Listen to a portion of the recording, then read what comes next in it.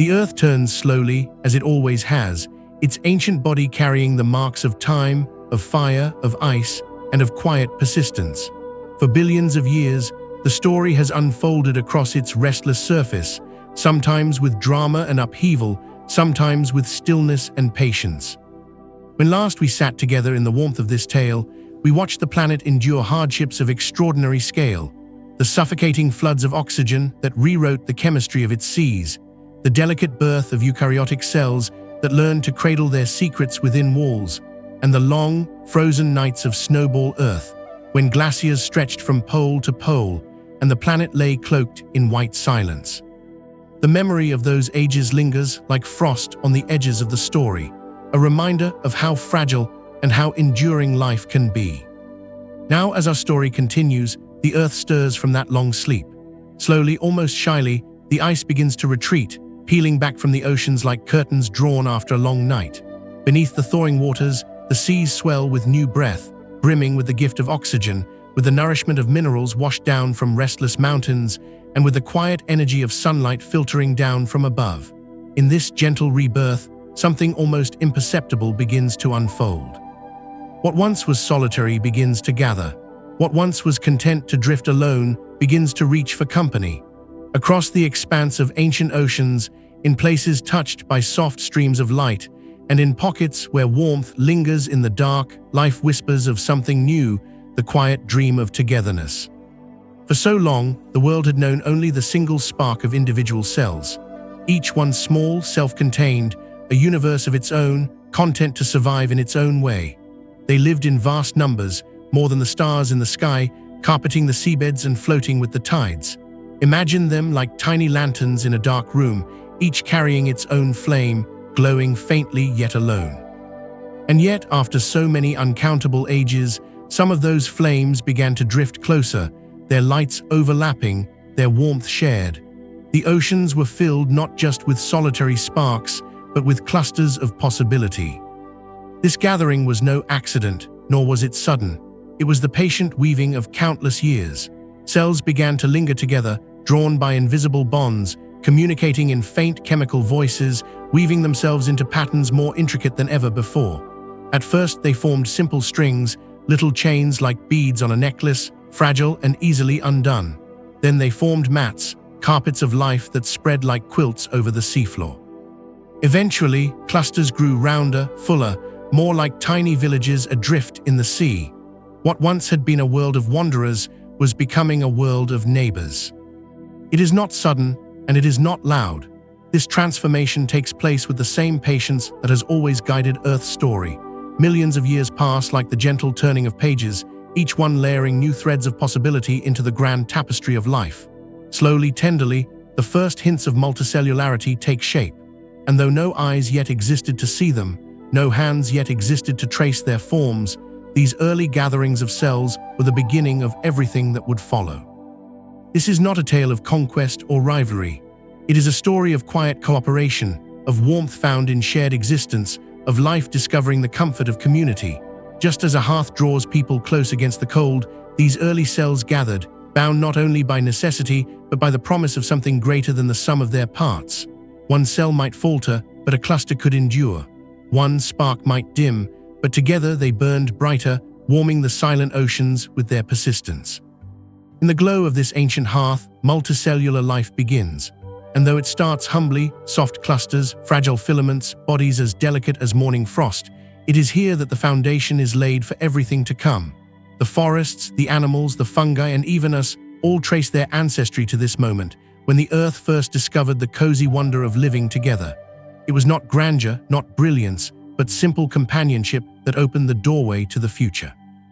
Let us linger here, at the threshold of this transformation, as the seas cradle their new inhabitants. The Proterozoic world is quiet, but in that quiet, a revolution unfolds. A revolution wrapped not in thunder, but in whispers. A revolution that will stretch through time itself, shaping the living Earth into something profoundly new. The oceans are no longer merely vast cradles of solitude. They are nurseries of cooperation, of patience, of slow and gentle progress. And so, as the currents carry these first communities of cells through sunlit shallows and shaded depths, the next part of our story begins, the dawn of multicellular life, a chapter written in the language of togetherness, the first murmur of a song that will echo across the ages. For billions of years, Earth's oceans were ruled by the smallest of lives. They were not loud, not grand, not creatures of vast shape or intricate design, but single cells, tiny universes drifting alone. Imagine them, countless and unending, like stars sprinkled across the velvet expanse of night, each carrying within itself the quiet spark of survival. They knew nothing of companionship. They had no bodies to touch, no voices to call, no eyes to see. And yet, in their simple solitude, they thrived. These were the architects of patience. Long before any forests rose from the ground or any animals stirred in the shallows, they wove their existence in silence. They lived in mats stretched wide across the seafloor, layered like blankets of living fabric. They floated in the currents, their tiny forms carried gently by tides that whispered of the moon above. They consumed sunlight or minerals or the warmth of hydrothermal vents, each finding a niche, each holding steady in its own quiet way. For a time beyond imagination, this was the whole of Earth's living story, the single cell, repeated in endless variety. Their lives passed in rhythms older than mountains, generations rising and falling like waves against the shore. Alone, yet together in their multitudes, they painted the seas with invisible color. The waters shimmered with their presence, though no eyes yet existed to admire the glow. It was a world of stillness, yet not of emptiness. Solitude here was not loneliness but a kind of balance. These cells did not hunger for more. They drifted and divided, breathed and survived, each one a soft note in the quiet song of Earth. To walk into their world is to walk into a vast, slow meadow beneath an endless sky, a place where nothing changes quickly, where time itself feels thick, where one can rest in the comfort of eternity. But even in this long solitude, change was stirring. Within those tiny, unassuming forms, experiments were being written, tested, and discarded in the language of molecules and genes. A single cell dividing in two might carry a small variation, an altered thread in the tapestry. Most threads faded back into the sea unnoticed, yet some endured. With each passing age, with each patient turning of the planet, possibilities gathered quietly like seeds waiting for spring. If you could sink into those waters and listen, truly listen, perhaps you might hear it, the faintest hum beneath the silence. The hum of potential, the hum of something waiting. For though single-celled life reigned supreme, the story was not meant to end here. In the patience of their solitude, a deeper longing lay hidden, like an ember beneath the ash. Not a longing in the way we know it, but an inevitability, a slow pull of time itself toward togetherness. The long age of solitude was not an empty pause before the action, but the gentle laying of a foundation. Without it, nothing that followed could have been built. Every breath you take, every cell in your body, every oak tree and every whale, every bird in flight and every mushroom in the forest owes its existence to this chapter of stillness, this age of single sparks holding on in the dark. They were the first caretakers of the earth, the silent stewards of seas that would one day teem with wonder. So let us linger here, a little while longer, in their company. Let us drift with them in the ancient tides, feel the sun's rays breaking gently through the surface, watch the currents turn their fragile bodies in slow spirals. Let us breathe in the vast patience of their world. Because though change is coming, though cooperation and companionship are already stirring in hidden corners, there is a quiet beauty in this long solitude, and it deserves to be remembered. And so begins our journey into the dawn of multicellular life. The oceans had been filled with solitude for so long that it seemed the world might never change. Yet in the stillness, something began to stir, not in a single moment, but in countless small ones scattered across deep time. Here and there, cells drifted close, carried side by the slow swirl of currents. Most would part again, continuing on their solitary journeys. But in some places, in some quiet corners of the sea, they lingered. At first, it was nothing more than chance, one cell brushing against another, two sparks touching briefly in the endless dark. But sometimes, that brief meeting became something more. Sometimes, the cells did not separate. They stayed close, bound by faint forces of attraction, whispering across their membranes in the soft language of chemistry. A bond was born, fragile and new, and the long solitude of the world was ever so slightly broken. These first gatherings were not yet true multicellularity, but they were the earliest murmurs of what was to come. The beginnings of community, like neighbors realizing that a shared fire burns warmer than one kept alone. Some cells found advantage in lingering together, protection from the currents, safety from predators, a shared exchange of nutrients. What one cell could not withstand, several together might survive. Slowly, the quiet lesson of cooperation took root. Picture them, tiny clusters adrift in the ancient seas, delicate as soap bubbles floating on water.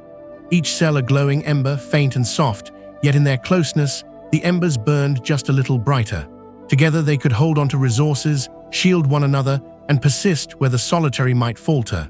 These were not grand creatures, nor even bodies in the way we know them, but they were the first steps toward unity. The oceans became dotted with these little experiments. Some grew into chains, long filaments stretching like strands of hair through the water. Others formed sheets, fragile mats that draped themselves across stones and sediments.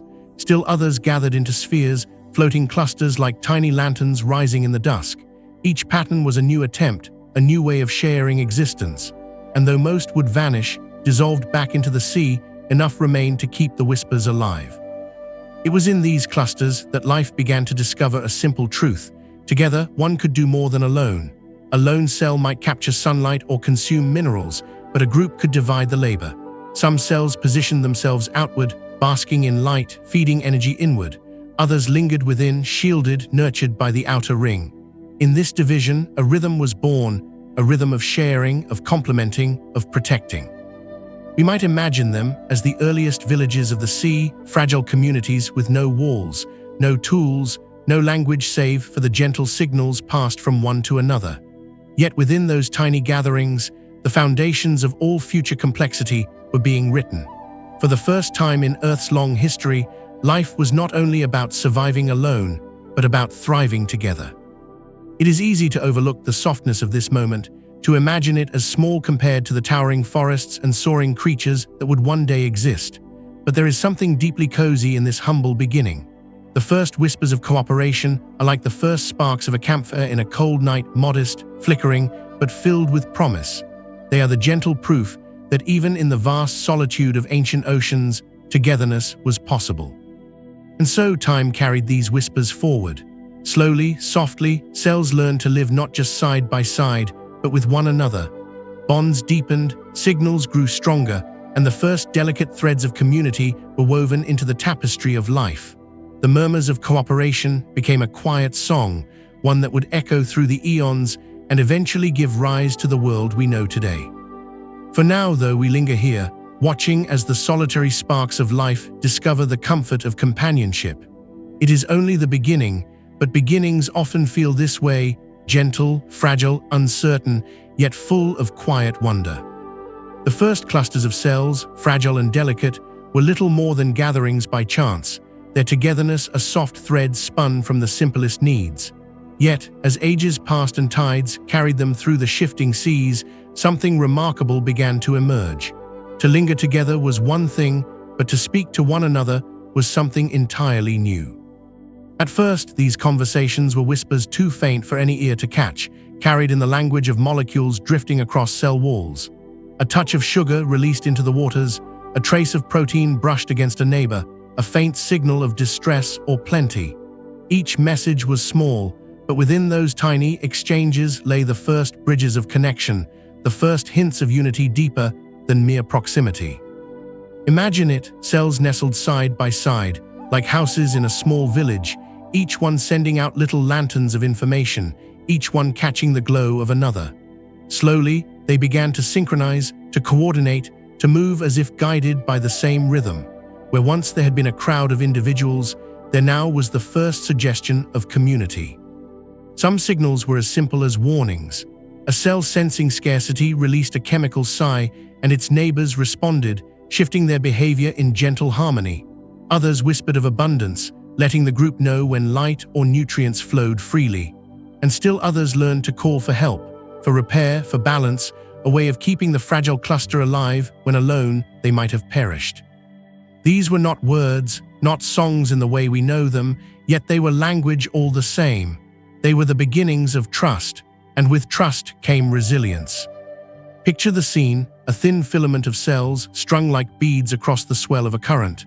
One end captures the light of the sun, drinking in its energy, while the other end drifts in shadow. Through whispers of chemistry, the cells at the edge share their bounty with those within. It is a generosity born not of thought, but of necessity, and yet, in its own way, it is no less profound. Together they endure, together they thrive. And so, communication became the gentle thread weaving clusters into something more than chance.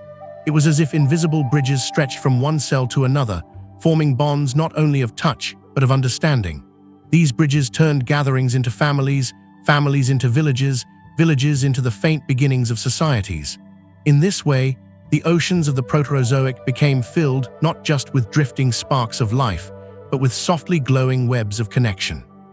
There is something deeply cozy in imagining these first bridges. They remind us of nights by firelight, when people share words in low voices, passing meaning across the air. They remind us of lanterns hung between homes, one neighbor lighting the path for another. They remind us of the truth that communication, even in its simplest form, is a comfort. To be heard, to be understood, is to be less alone. And so it was for these first clusters of cells, whose tiny signals transformed solitude into companionship. As millions of years stretched onward, these bridges grew stronger, more intricate. Signals became clearer, bonds more dependable. Clusters became better at holding themselves together, at responding as one to the shifting rhythms of the world. What had begun as faint whispers became a chorus, and what had been only chance gatherings grew into something lasting, something that could endure the slow turning of time. The long solitude of Earth's oceans was ending. Communication had opened the door to cooperation, and cooperation would open the door to complexity. One bridge at a time, life was learning to build itself not only from within, but between. And so, in the stillness of the Proterozoic seas, a revolution unfolded, not in violence or speed, but in the patient weaving of invisible threads. The single spark of existence was becoming a fabric, and though the world above remained silent and bare, beneath the waves, a new kind of story had begun. The sea learns to hold its breath around small congregations of life. Where once there were only solitary sparks drifting in vastness, now there are gatherings that shape the water itself. A hush collects along their edges, a softened current, a gentler turn of flow, as if the ocean, too, is curious about this new way of being. The clusters are not grand. They are filaments and ribbons and round, buoyant beads. They are thin quilts laid over sand and pebbled silt. They are floating spheres that rock like lanterns in a slow wind. But within these modest forms, the world discovers a new texture, the comfort of being close.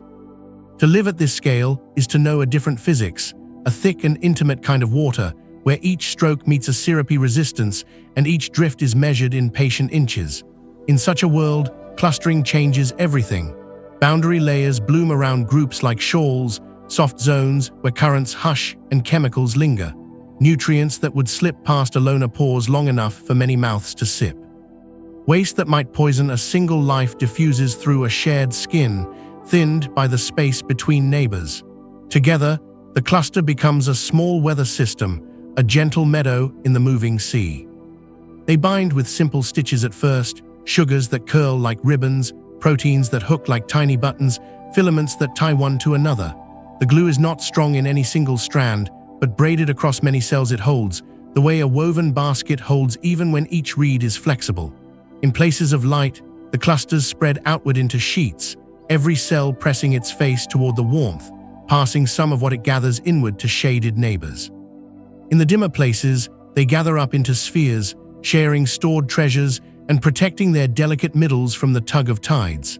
Between rock crevices, they form ropes, lashed by flow but strengthened by it too, their fibers tightening as the current pulls. There is a quiet choreography here. Cells on the outer edge feel the tug and tilt of the water first and learn to lean into it. Inner cells attend to the slow commerce of sharing, giving out what others cannot reach to take. Some find they are better at catching the light and settle toward the rim where the dawn arrives first. Some are gentler with the keeping of stores and nestle within, tending to the small hearths of energy that warm the whole. None of this is planned, and yet it is no accident.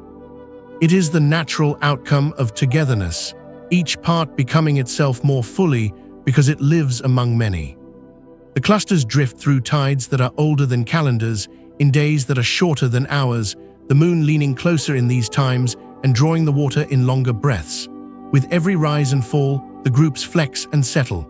They are tested, frayed, mended. When a strand snaps, a fragment sails away like a seed on the wind, finding its own quiet corner to start again. Fragmentation is not failure here. It is a kind of gentle birth, a way for communities to become plural without ever having to leave the language of patience. Seasons lay their long hands over the sea even now.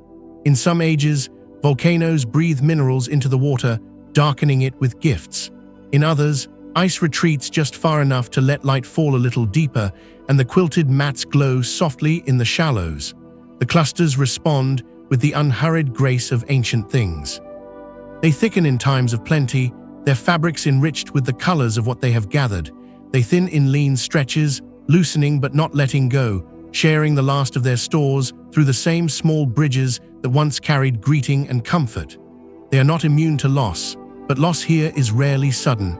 It is more often a slow exhalation, a return of borrowed brightness to the water that keeps them. There are hazards, of course, even in a cozy world.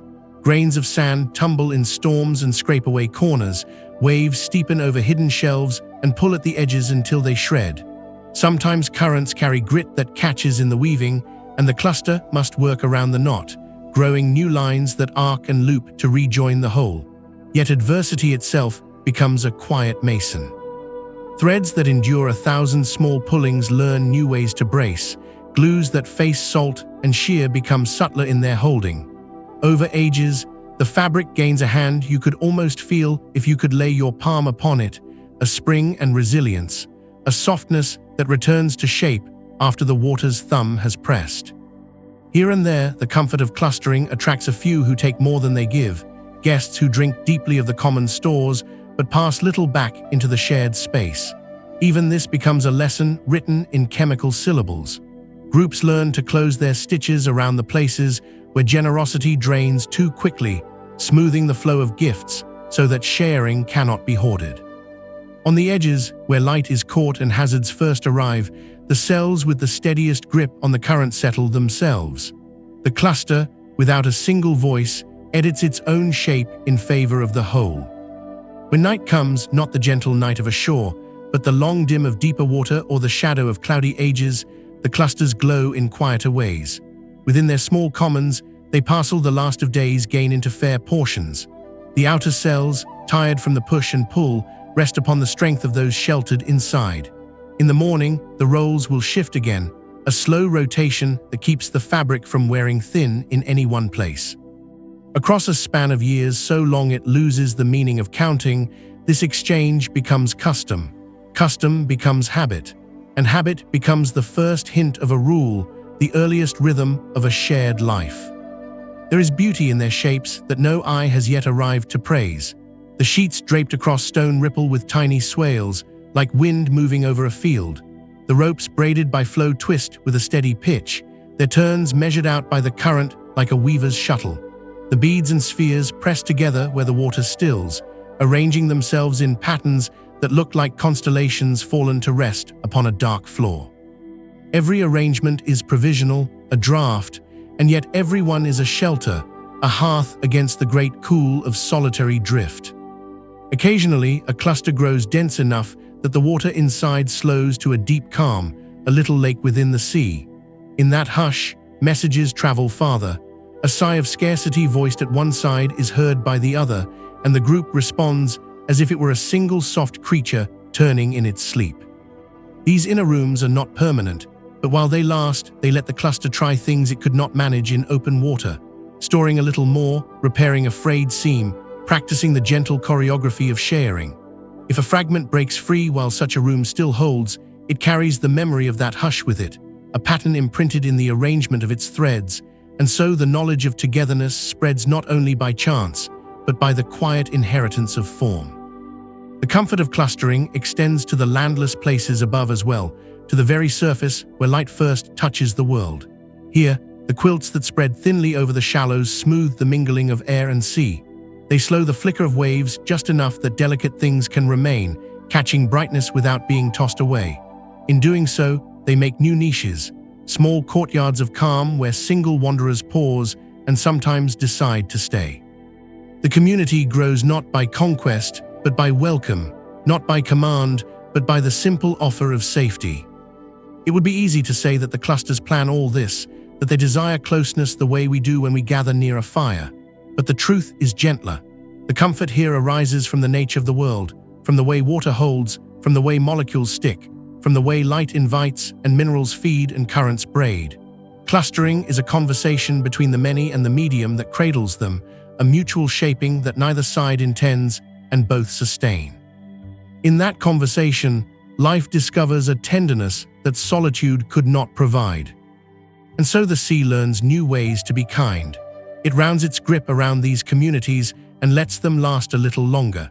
It brings them offerings in small, reliable streams rather than in single, overwhelming surges. It takes what they release and carries it gently into the common tide, where it might become food for neighbors they will never meet. In return, the clusters steady the water's touch upon the stone. They trap the drifting dust and lay it down in orderly layers. They turn sunlight into sweetness that lingers rather than vanishing in an instant. A reciprocity arises, quiet but durable, and the ocean becomes a home rather than only an expanse. In this comfort, something else begins to kindle, not yet the full blaze of specialization, but embers that glow when tasks fall naturally into familiar hands. Edges learn the language of light and flow, centers learn the patience of keeping and repair. The fabric grows not only larger, but wiser in its weaving. Where once the clusters were merely gatherings, now they begin to resemble communities with character, places you might recognize if you passed by again after 1,000 years. The same curve where ropes catch and tighten, the same shallow where quilts renew themselves with each spring of warmth, the same soft lantern spheres rising where the current slows at dusk. The comfort of clustering is not a destination, it is a threshold. It is the discovery that proximity can be shelter, that sharing can outlast scarcity, that a group can carry memory in the lay of its threads. Standing, or rather floating upon this threshold, life has all it needs to take the next gentle step. For from comfort comes trust, and from trust comes the first brave attempts at dividing the work of living. But that is a story for the next turning of the page. For now, we linger in the warmth of togetherness, in the small courtyards of calm the clusters have made, and listen to the sea breathe softly around them. To gather is one thing, but to stay together is another. In the ancient seas, the first clusters of cells floated like dandelion seeds upon the current, assembled by chance, separated by the faintest tug. For ages, this was enough, a simple togetherness, a fleeting companionship. But over time, the need for something steadier emerged. The ocean was not always kind, and the currents did not always flow gently. What lingered by accident could be undone just as easily. And so, life began to learn a new lesson: how to hold on. At first, these bonds were as fragile as morning frost. Sugary threads extended from one cell's surface, brushing another, curling like ribbons and catching faintly. Proteins looped into hooks, shy clasps that linked two neighbors with no more strength than a handshake in passing. Alone, each connection was weak, barely stronger than the water pressing against it. But woven together, many threads made something more resilient, a fabric not easily unraveled. It is comforting to imagine these bonds as tiny hands reaching out, hesitant at first, then firmer, then confident, until a circle of neighbors held each other in place. Picture a cluster not merely drifting, but anchored by the trust of these invisible ties. The group now had shape, a cohesion that let it survive more than the randomness of waves. In this way, fragility became strength. When the sea grew restless, when storms stirred sediment into murky clouds and the currents snapped like whips, clusters bound by these gentle ties endured. They bent but did not break. They swayed but did not scatter. Where once a community would have dissolved into scattered sparks, now it held fast, as though the cells within had whispered to one another, "We are safer when we stay." Yet there was a trade. To cling together meant to sacrifice some freedom. Cells that might once have roamed wide were now tethered, their futures tied to the fates of their companions. For some, this was a burden, but for others, it was shelter. In togetherness, a cell could find not only stability, but belonging, a tiny piece in a whole that was greater than itself. Imagine drifting through those ancient waters and coming upon such a group, a sphere shimmering faintly, every cell stitched into its place. The outer ones stretched their threads into the sea, catching nutrients, tasting the currents. The inner ones are tucked safely inside, shielded by the circle of their kin. Each has a role, though not yet fixed by design, only by the simple geometry of closeness. Even without intention, even without thought, the cluster becomes more than the sum of its parts. The ties were fragile, yes, but fragility does not mean weakness. Fragility can be delicate beauty, the kind that persists through gentleness rather than force. A spider's web sways in the wind, yet it holds. A frost pattern melts at a touch, yet it leaves behind the memory of its grace. So too did these early bonds shimmer with a fragile strength, not indestructible, but enduring enough to last through the long, slow chapters of time. With bonds came new patterns. Some clusters began to stretch into filaments that glowed softly in the shallows, swaying like grasses beneath the water. Others spread across stones in thin sheets, quilts stitched with threads of adhesion. Still others curled into hollow spheres, delicate globes that drifted like bubbles through the sea. Each form carried its own comfort, its own experiment in how to endure. And with each experiment, the ocean grew richer, its once lonely canvas embroidered with shapes that hinted at the future. But even as these ties held, they were not unyielding. Clusters could still break apart, sometimes gently, sometimes in sudden rifts. Yet this too became part of the story. A torn fragment might drift away to start anew, carrying with it the memory of bonds already learned. Fragility was not failure, it was a kind of reproduction, a way of spreading the lesson of togetherness across the vastness of the sea. There is a cozy warmth in these fragile ties, for they mirror our own lives. How often do we find strength not in unbreakable walls, but in the soft bonds we choose to hold with one another? How often do we endure not because we are strong alone, but because we are bound, however delicately, to those beside us? The clusters of the Proterozoic seas lived this truth long before any creatures with hearts or minds could name it. In their fragile bonds lay the seeds of everything to come. They were the first threads of a tapestry that would one day become forests, coral reefs, families, and civilizations. The ties were gentle, the knots were simple, but together they held enough to keep the song of life moving forward. And so the clusters endured, fragile yet resilient, delicate yet lasting, shimmering softly in the vast, patient sea. And in this comfort, a new possibility stirred.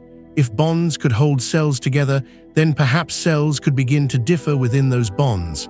Perhaps togetherness was not only safety, but the chance to share, to divide the tasks of living. The gentle ties had made communities possible. What came next would make them powerful. The clusters of life that drifted through the Proterozoic seas had already discovered the comfort of staying close. Threads of sugar and protein held them together, their fragile ties woven into something greater than chance. Yet with closeness came a new possibility, one that the solitary had never known, the chance to be different together. It began simply in the geometry of a group. The cells on the outside brushed the water first, catching sunlight, tasting nutrients, feeling the push and pull of the currents. The cells nestled deeper within could not reach those gifts, but they were sheltered, spared the harsher touch of the sea. Out of this difference grew a rhythm. Outer cells gathered, inner cells stored. Outer cells defended, inner cells endured. It was not yet a conscious choice, but a quiet logic born from position and necessity. Like neighbors in a small village, roles began to emerge. Some tended the gardens of light, spreading wide to drink in the sun's warmth.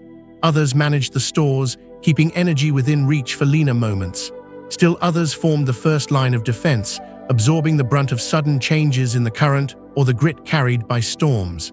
Each cell remained simple, yet together, their diversity created something new: harmony.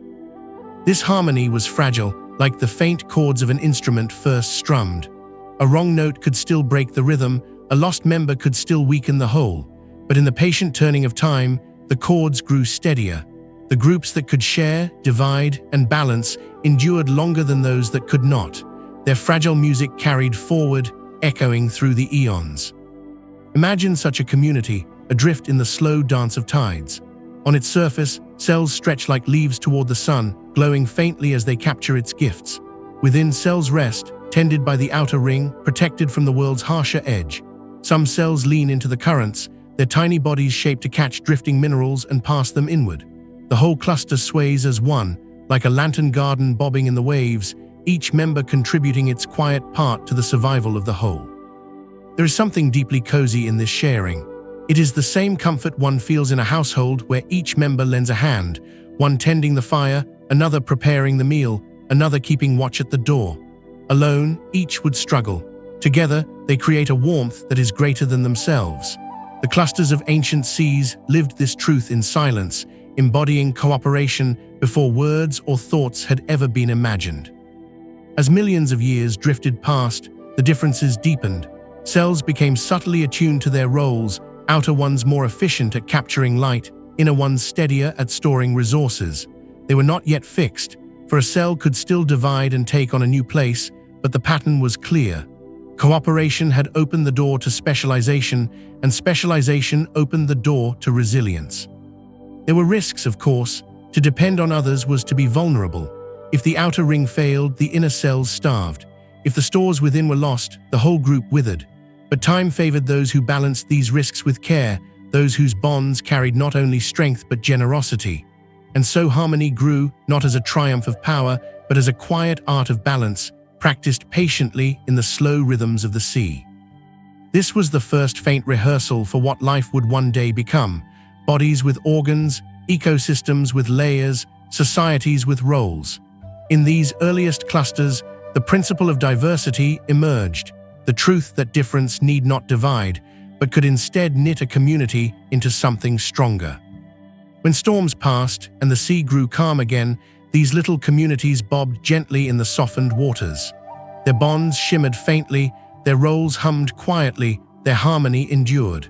And though no eyes yet existed to see, they were beautiful, a living choir of differences, woven into unity by the simple need to survive. The solitary sparks of the past had found companionship. Now companionship was becoming collaboration. And from collaboration would come creativity, a weaving of forms the world had never seen before. The next chapters of life's story were waiting, but for now, in these clusters drifting through ancient seas, harmony had been born, fragile, patient, and profoundly cozy. Harmony had taken root in the clustered lives of the Proterozoic seas. Differences had begun to blend into cooperation, roles were shared, and survival grew steadier within these fragile tapestries of cells. But harmony did not simply hold things in place, it opened the door to something new. In the still waters of the ancient oceans, life began to play with shape. The first architects had arrived, not with tools or thought, but with the quiet persistence of living matter weaving itself into form. At first, these forms were modest, like doodles in the margins of time. Clusters stretched into threads, thin as hair, bending softly with the push of currents. Sheets spread across stones, flat and delicate, draping themselves like quilts upon the seabed. Globes swelled and hollowed, spheres drifting like lanterns on invisible tides. Each shape was a small experiment, a sketch drawn with cells instead of ink. Most would vanish, erased by the shifting ocean, but some lingered, proving themselves resilient against the endless test of time. To imagine these shapes is to step into an alien garden. Picture the sea floor carpeted with mats, their surfaces rippling faintly as currents brushed them. Picture filaments swaying like meadows beneath the waves, thin and swaying with every tide. Picture hollow orbs glowing faintly in the shallows, their interiors hushed and calm, little sanctuaries cradled within the sea. None of these were creatures as we know them now, yet they were the first hints of bodies, the first attempts at building something larger, something more enduring out of the smallest parts of life. The beauty of these forms was not only in their variety, but in their quiet practicality. Threads and filaments could stretch into the light, maximizing the reach of photosynthesis. Sheets could anchor themselves to stable ground, creating steady courtyards for life to linger in. Spheres protected their innermost cells, offering a sheltered hearth where nutrients could be shared. Each shape was an answer to the challenges of the sea, a gentle solution written in the language of geometry. Yet even in their practicality, there was artistry. Nature, even at its simplest, cannot help but create beauty. The filaments curled into loops, drifting like ribbons on a breeze. The mats layered themselves in intricate textures, quilting the seabed with subtle designs. The spheres reflected sunlight into patterns of shimmer, casting halos into the water around them. These were not accidents, but expressions of life's creativity, born not from intention, but from the patient exploration of what was possible. And so the oceans filled with quiet architects, their bodies shaping and reshaping the canvas of the sea. The seabed that once lay bare now bore delicate structures, living tapestries stitched into stone and sand. The water column that once shimmered with solitary sparks now carried filaments, threads, and clusters drifting like garlands. Even the current seemed gentler, as though slowed by the resistance of these new shapes, their movements softened by the fabric of life. There is something cozy in imagining these earliest architects, their forms weaving across the seafloor. Like a weaver at a loom, they threaded patterns slowly, patiently, one filament at a time. Like quilters gathered in a circle, they stitched together small patches of life, spreading warmth into the ocean's cold expanse. They were not designing with foresight, but with presence, simply responding to the touch of their world. Yet from that presence, a quiet artistry emerged, one that would echo into every form of life to come. Architects did not build for themselves alone. Their shapes altered the very rhythm of the sea. Mats stabilized sediments, turning shifting sands into firm foundations. Filaments slowed the rush of currents, creating gentle eddies where other cells could rest. Spheres offered shaded interiors, havens where molecules lingered long enough to feed not just their builders, but wanderers who passed by. These forms were not only shelters, but gifts, structures that gave back to the world that cradled them. Through these experiments, life was practicing for the future. The filaments carried the whisper of roots and stems. The mats foreshadowed the spreading networks of fungal threads. The spheres hinted at the hollow chambers of corals and the protective shells of countless creatures yet to be. All the great architectures of biology, forests, reefs, circulatory systems, even the branching veins of leaves, can trace their ancestry to these simple sketches drawn in the quiet seas of the Proterozoic. And so the first architects continued their work in silence. They did not hurry, for time itself was their patient ally. 1,000,000 years was no more to them than a moment to us. They built not with stone or wood, but with themselves, weaving their bodies into patterns of resilience and beauty. They did not know it, but in their clustering, their bonds, their harmony, and now their forms, they were laying the blueprints of life's grand cathedral. If you were to drift among them, you might not see drama or spectacle. You would see threads swaying, sheets spreading, spheres glowing faintly in the sunlit shallows, but in their quiet way, they were shaping the future. They were the first architects of form, and from their experiments, the stage was set for life's next unfolding chapter. Proterozoic world was no stranger to hardship, and even as life began to explore new shapes and forms, the planet drew again into cold. Snowball Earth spread her pale hands across the seas, sealing them beneath a lid of ice that reached from pole to pole. Glaciers advanced, continents vanished beneath miles of frozen silence, and the warmth of the sun was dimmed by its reflection from endless fields of white. The Earth, once a cradle of currents and light, became a world cloaked in shadow. For the clusters of life that had only just begun their experiments in form, this was a trial unlike any before. Sheets that once stretched toward the sun were plunged into darkness. Filaments swaying in gentle tides now found themselves smothered by stillness. Spheres floating like lanterns were chilled to the core. And yet, within this hush of ice, life found ways to endure. There were cracks and fractures in the frozen lid, fissures where sunlight still slipped through in softened beams.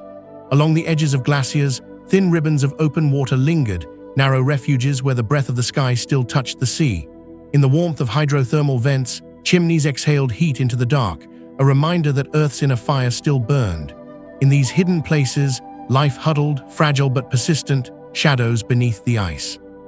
Imagine these refuges, caverns of glowing warmth where steam rose in the blackness, tiny communities clustering in the mineral-rich plumes, or slivers of water trapped between ice and sea where light filtered down in faint, ghostly shafts, illuminating quilts of cells pressed close together. Here the early architects bent their forms to survival. Mats grew thinner, conserving their strength. Spheres tightened, holding warmth within. Filaments shortened into knots, curling into coils that endured the slow churn of freezing tides. In this long winter, communication became lifeline. The whispers of chemical signals grew more urgent, more steady, binding groups into tighter rhythms. Outer cells, braced against the cold, surrendered themselves to protect those within. Inner cells guarded stores, rationing out energy in careful shares. The fragile ties of clustering deepened into something like loyalty, and in the deep patience of the frozen world, harmony became resilience. It is easy to imagine this age as desolate, but within those icy refuges, there was a strange and quiet coziness.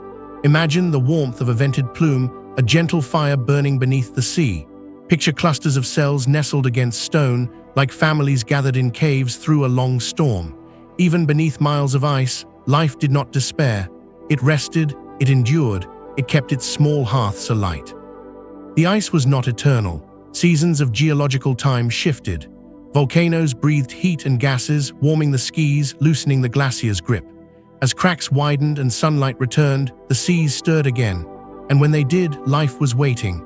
From the shadows beneath the ice, clusters emerged, carrying with them the lessons of survival, the value of bonds, the strength of harmony, the promise of form. Snowball Earth might have seemed like an ending, a closing of the book on life's story. Instead, it became a teacher. It tested the fragile architects of multicellularity and proved their endurance. It shaped their forms into sturdier fabrics, their bonds into stronger ties, their whispers into steadier songs. Out of the cold silence, life emerged not diminished, but prepared for what was to come. And so, beneath the memory of that great winter, the oceans once again filled with light. Filaments swayed, mats spread, spheres drifted like lanterns in the water. But now, they carried with them a quiet strength, the kind that only comes from surviving hardship together. They were no longer only architects of form, they were keepers of resilience, builders of life that could withstand even the Earth's coldest trials. When the long cold of Snowball Earth finally loosened its grip, the oceans sighed in relief. Glaciers retreated, their frozen weight melting back into flowing rivers. The seas, once muffled beneath ice, stirred with new currents, carrying warmth and light into places long shadowed. The world, having endured its long night, awoke into a dawn richer than any before. And in that dawn, multicellular life found its quiet fire, oxygen. It had always been there, building slowly since the Great Oxidation event, a patient accumulation in the air and in the waters. But now, after the trials of ice, oxygen was no longer a mere trace. It had become plentiful enough to feed more than survival. It could kindle growth, expansion, and new possibility. Oxygen was not only a gas, it was the invisible hearthfire of the Earth, a flame no eye could see, but one that warmed every cluster and filament with its steady gift. For the clusters drifting in the newly freed seas, oxygen meant strength. No longer did they rely only on the slow churn of ancient metabolism. With oxygen flowing through their bonds, energy could be drawn out more swiftly, shared more abundantly, and used more creatively. A single cell could glow brighter, but together, clusters became lanterns, their inner cells nourished by the fire carried inward from the outer ring. Imagine the scene, mats spread once more across stone, quilted fabrics glowing softly in the shallows. Their edges bask in the sun, their inner folds enriched by oxygen delivered in faint streams through their woven layers. Filaments reach higher, stretching like reeds toward the light, stronger now, their shapes steadier in the currents. Hollow spheres drift like floating hearths, warm within, their sheltered centers glowing with a kind of calm that was impossible in the thin breath of ages past. This fire was invisible, yet its presence could be felt everywhere. The seas grew more alive, more restless with possibility. Currents carried oxygen far and wide, mingling it into every corner, every hidden cove. The smallest organisms used it, yes, but in the clusters of multicellularity, it became something more, a fuel for collaboration, for resilience, for the building of forms more intricate than ever before. There is something deeply cozy in imagining this invisible hearth. Just as a fireplace warms a gathering of friends, oxygen warmed the clusters of cells. It allowed them to share more than bonds. It allowed them to share strength. It was not a fire that burned out quickly, but a steady glow, patient and generous, filling the oceans with a quiet promise. You may grow, you may endure, you may dream beyond what you have been. The fire also carried responsibility. With oxygen came the risk of flame's twin destruction.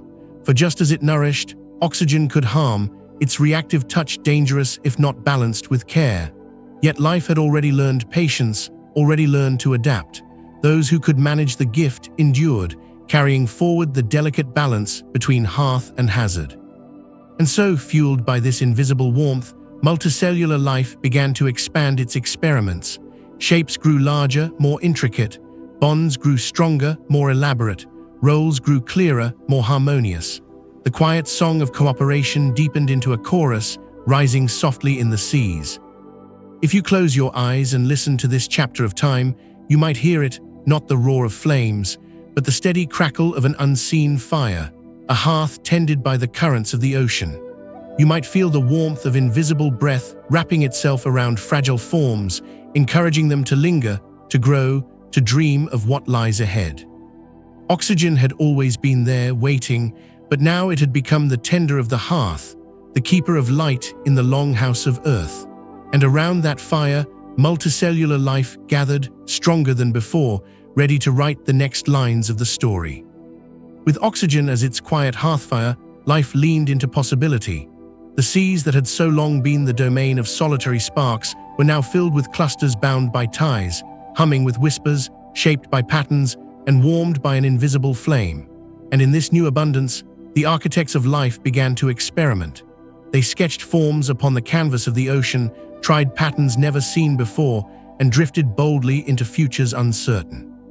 The experiments were countless, and most did not last, but that was never the point. Each was a trial, a rehearsal, a soft attempt to see what might hold. Like a patient artist, life painted with wide strokes and fine, erased often and began again. Time was its ally, the ocean its canvas, and cells its ink.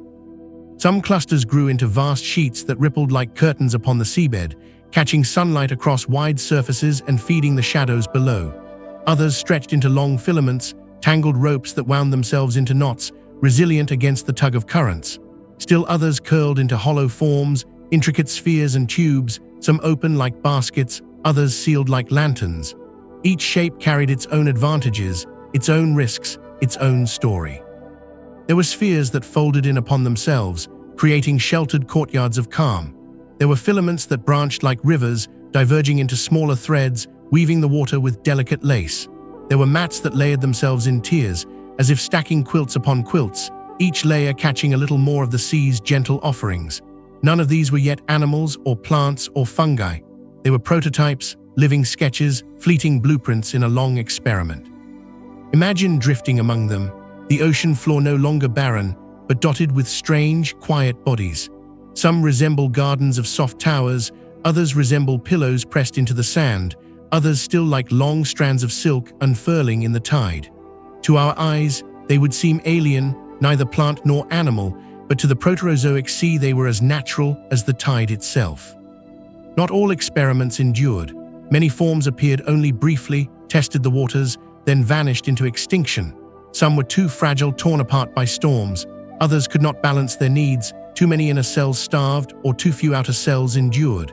Still others were undone by their very size, unable to carry resources fast enough through their growing bodies. Yet none of these endings were failures. Each was a lesson written into the memory of life. Each gave rise to new variations, new approaches, new dreams whispered into the ocean's patient ear. There is something cozy in this image. The sea as a workshop, quiet and patient, where life tries, rests, and tries again. No pressure of hurry, no sense of failure, only endless time, endless room to test and grow. The experiments of multicellularity were not desperate scrambles, but gentle rehearsals, like musicians softly tuning instruments in a dim hall before the symphony begins. The beauty of these experiments was not only in their variety, but in their persistence. For every lineage that faded, another branched from it, carrying forward some small improvement, some useful trait. A stronger bond here, a more efficient gathering of light there, a better sharing of stores deep within. Piece by piece, trial by trial, the quiet sketches became sturdier, more refined. This was the way life wrote its story, not in sudden leaps, but in patient drafts. Each experiment was a whisper, most vanishing, some lingering, all shaping the chapters yet to come. Without them, there would be no roots, no leaves, no coral, no wings. Every creature we know today, every forest and every meadow is built upon the memory of these first fragile attempts. And so the oceans swelled with possibility. Each new form added texture to the canvas, each cluster of cells a brushstroke of potential. The solitary sparks of the past had been content to endure, but multicellular life was restless with imagination. It dreamed in shapes, it spoke in patterns, it whispered in experiments, endlessly trying to answer the question, what more can life be? The answers were only just beginning, but already The Proterozoic seas glowed with promise, filled with fragile prototypes of the future. The long rehearsals of multicellularity, whispered across millions of years, at last began to coalesce into something more enduring. As the Proterozoic Eon edged closer to its final chapters, the seas entered a new age, the Ediacaran period, beginning around 635 million years ago. It was here, in this quiet dawn, that life took a step beyond fragile clusters and fleeting sketches. For the first time, the Earth's oceans bloomed with forms large enough, complex enough, and strange enough to be called true bodies. The world itself was ready. The glaciers of Snowball Earth had retreated, leaving behind fertile seas enriched with minerals washed from stone. Oxygen levels, fed by billions of years of photosynthesis, had risen to new heights, saturating the waters with invisible fire. The currents carried both nourishment and breath, a feast of possibility, and life, ever patient, responded. At first, the changes were subtle. The mats and filaments grew broader, the clusters more intricate. But soon, new shapes emerged, shapes that did not vanish after a brief experiment, but lingered, multiplied, and spread. These were the creatures of the Ediacaran, and their presence transformed the seafloor into a strange and beautiful garden.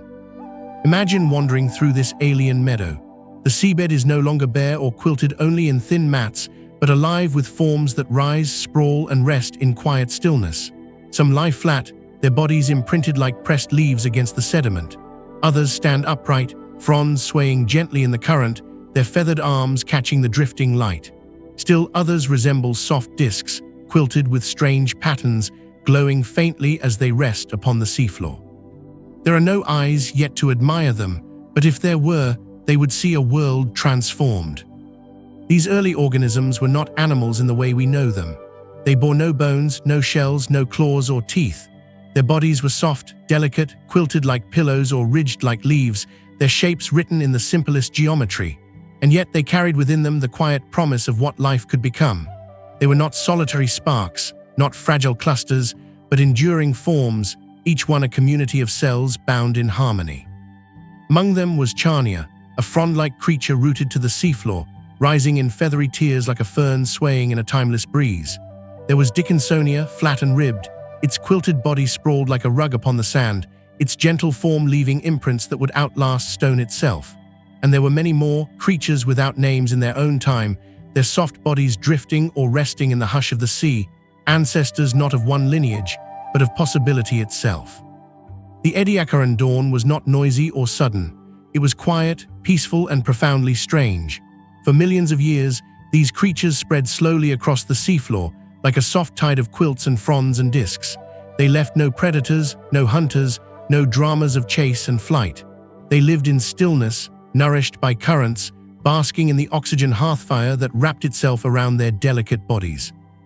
Theirs was a world without hurry, a world of patience, a world that hummed in the same cozy rhythm that had guided life from the beginning. There is something deeply comforting in this chapter of Earth's story. Imagine the seafloor as a vast, dimly lit room where carpets of Dickinsonia rest, where fronds of Charnia sway, where quilted bodies glow faintly in the filtered light. It is not a place of noise or conflict, but of serenity, a dreamlike garden beneath the waves. Here, multicellular life found not only survival, but a chance to be beautiful, to spread quietly and gracefully across the Earth. The dawn of the Ediacaran was not yet the burst of diversity to come in the Cambrian. It was something softer, gentler, a rehearsal in tranquility, a chapter written in whispers and quilts. And yet, it was also a threshold. For the first time, life had become something visible, something that shaped the seafloor itself, something large enough to change the rhythm of the oceans. And so, in this dawn, the first true communities of multicellular organisms rose. They were fragile, yes, but they endured. They were strange, yes, but they were beautiful. And in their patient stillness, they prepared the world for the symphony that was yet to come. The dawn of the Ediacaran had unveiled its first strange inhabitants, but the seafloor was far richer than a handful of names. Across wide stretches of sediment, in shallow shallows and dim depths alike, life painted itself into forms the Earth had never known. Each body was a whisper of invention, a gentle experiment that lingered longer than any before. And together, they created a landscape of quiet wonder. Among the most striking was Dickinsonia, a creature whose ribbed, quilt-like body spread flat across the seabed. Its outline resembled an oval pillow pressed into the sand, its surface segmented into soft ridges like the stitching of a comforter. Dickinsonia did not chase or bite or sting, it simply rested, absorbing nutrients from the seafloor, leaving behind faint impressions that would endure for hundreds of millions of years. To look upon, it would have been like seeing a living rug woven into the ocean floor, both simple and profound. Nearby swayed the fronds of Charnia, rooted into the sediment like underwater ferns. Their branching, feathered forms reached upward into the currents, catching drifting particles of nourishment, swaying gently like leaves in a breeze that never ceased. They did not move, but in their stillness they transformed their world. Imagine forests of Charnia rising from the seabed, their shadows stretching across the sediment, their bodies filtering the passing tide. These were not forests of wood or leaf, but of soft tissues and quiet patience, an ancient rehearsal for the woodlands that would one day cover the land. There was also Sprigina, small and segmented, gliding softly across the seafloor. Unlike its still neighbors, Sprigina carried the first whispers of movement, its body marked by faint bilateral symmetry, a left and a right, a front and a back. It inched across the sediment, leaving trails behind it, delicate footprints of intent. Though simple, Sprigina was a quiet hint of what was to come, the beginnings of bodies that could move, explore, and one day swim. But not all inhabitants were so easily compared to familiar things. Some resembled discs stamped into the sand, radiating with strange, quilted patterns like stars pressed into clay. Others curled into spirals, coiled like seashells though no shells yet existed. Still others resembled soft tubes or branching lattices, their bodies extending in delicate webs across the seabed. Each was unique, each an experiment, and together they turned the oceans into a gallery of living art. The Ediacaran world was peaceful. There were no predators yet, no jaws or claws or hunger for flesh. The creatures lived in stillness, nourished by currents, basking in the oxygen-rich waters of a healing planet. They left no wars, no struggles, no evidence of conflict, only impressions, trails, and the memory of their presence pressed into stone. It was a world of coexistence, a dreamlike meadow beneath the waves, where fronds swayed beside discs, where carpets of Dickinsonia stretched beside spirals and stars. There is something profoundly cozy in imagining this time. Picture drifting slowly above such a seabed, watching the fronds sway in rhythm with the tide, seeing the soft quilts of Dickinsonia glowing faintly in the filtered light, tracing the delicate trails of Sprigina as it wandered the sediment. It is a world without noise, without haste, without fear, only the gentle hum of existence, shared among beings who had just learned the art of complexity. For millions of years, this strange ecosystem flourished. It did not rush, did not race, did not seek to become something more. It simply was, and in its being, it filled the earth with its first true communities of multicellular life. The seafloor became not only a place of survival, but a place of presence, where life shaped the landscape with its forms. These creatures may seem alien to us now, but in their quiet beauty lies a truth. They were the first to show what multicellularity could truly become. And though they would eventually fade, their legacy endures. The symmetry of Sprigina foreshadowed the bilateral bodies that would dominate the Cambrian. The rooted fronds of Charnia rehearsed the forests of plants yet to grow. The quilted ovals of Dickinsonia carried the memory of cooperation, pressed into the rock as reminders that even fragile things can leave lasting marks. The Ediacaran dawn was a garden of possibility, an age of softness and strangeness, where life was both delicate and enduring. It was Earth's first true bloom, its first bouquet of multicellular designs offered quietly to the oceans. And in their stillness, in their fragility, these beings prepared the world for a coming explosion of life unlike anything seen before. The Ediacaran seas were not loud places. They did not ring with the cries of hunters or the rush of swimming bodies. They did not echo with the clash of shells or the scurry of legs. Instead, they hummed with stillness, a deep, patient quiet that settled over the waters like a warm blanket. Here, in this calm, multicellular life unfolded not in frenzy, but in tranquility, filling the oceans with a slow, dreamlike rhythm. The seafloor lay draped in soft bodies, each one resting as though part of a quilt spread across the world. Dickinsonia sprawled across the sediment, its ribbed form pressed like embroidery into the sand. Charnia swayed in gentle forests, fronds rising and falling with the breath of the tide. Discs and spirals rested like constellations fallen to the seabed, their patterns etched into the fabric of the ocean. There was no hurry in their growth, no urgency in their presence. They simply existed, patient as stone, yet alive in their quiet way. If one could drift above them, carried by the soft pull of the current, the scene would feel almost otherworldly in its serenity. Curtains of light filtered through the water, shifting with the ripples above, painting the seafloor in silvers and blues. The creatures below did not move quickly, they barely moved at all. The forests of Charnia bent in slow unison, Dickinsonia held its place, the discs gleamed faintly, and the only movement came from the long caress of water weaving between them. It was as though the entire ocean had decided to rest. Yet in that stillness, life thrived. These were not empty meadows, but peaceful ones. Nutrients drifted down like snow, settling onto quilts of soft bodies. The oxygen hearthfire filled the water, feeding tissues silently. There was no predator to devour, no prey to flee, no chase to break the calm. Energy flowed gently from currents to fronds, from sediment to mats, from sunlight to cells. Everything moved, but at a pace so slow, so soft, it became indistinguishable from stillness. There is a coziness in imagining such a world where nothing presses too hard, where time is stretched like fabric, where every moment feels like an unhurried afternoon. It was a place of patience, of persistence, of life content simply to be. In this stillness, harmony deepened. In this calm, the seeds of resilience were planted. Sometimes storms came, stirring the water into a churn. Sand rolled, currents pulled, icebergs may have scraped across the shallows, but even these disturbances seemed softened by the vastness of the calm. The storms would pass, the waters would settle, and the seabed would once again fall into silence, the fronds swaying back to their rhythm, the quilts of Dickinsonia pressed quietly into place. What is remarkable is not just that these beings existed, but that they endured in such peace for millions upon millions of years. Their stillness was not weakness, it was strategy. In a world with no predators, with no need for speed, stillness itself became a form of strength.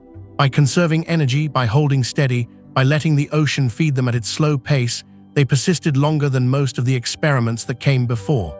Stillness, it seemed, could be its own kind of survival. And yet this stillness was not emptiness. It was fertile, rich, filled with possibility. Within these oceans, roles were being practiced, forms were being tested, symmetries were being rehearsed. The tranquility of the Ediacaran seas was like the quiet before dawn, a calm so deep that it holds within it the promise of light to come. If you close your eyes and listen, you might hear it. The hush of water moving over fronds, the faint shimmer of sand settling, the quiet hum of currents weaving through quilted bodies. It is not silence at all, but a gentle symphony of stillness, a music so soft that only patience can reveal it. For millions of years, the earth held this note. The oceans rested in their calm, life breathed slowly, and the stillness itself became a teacher.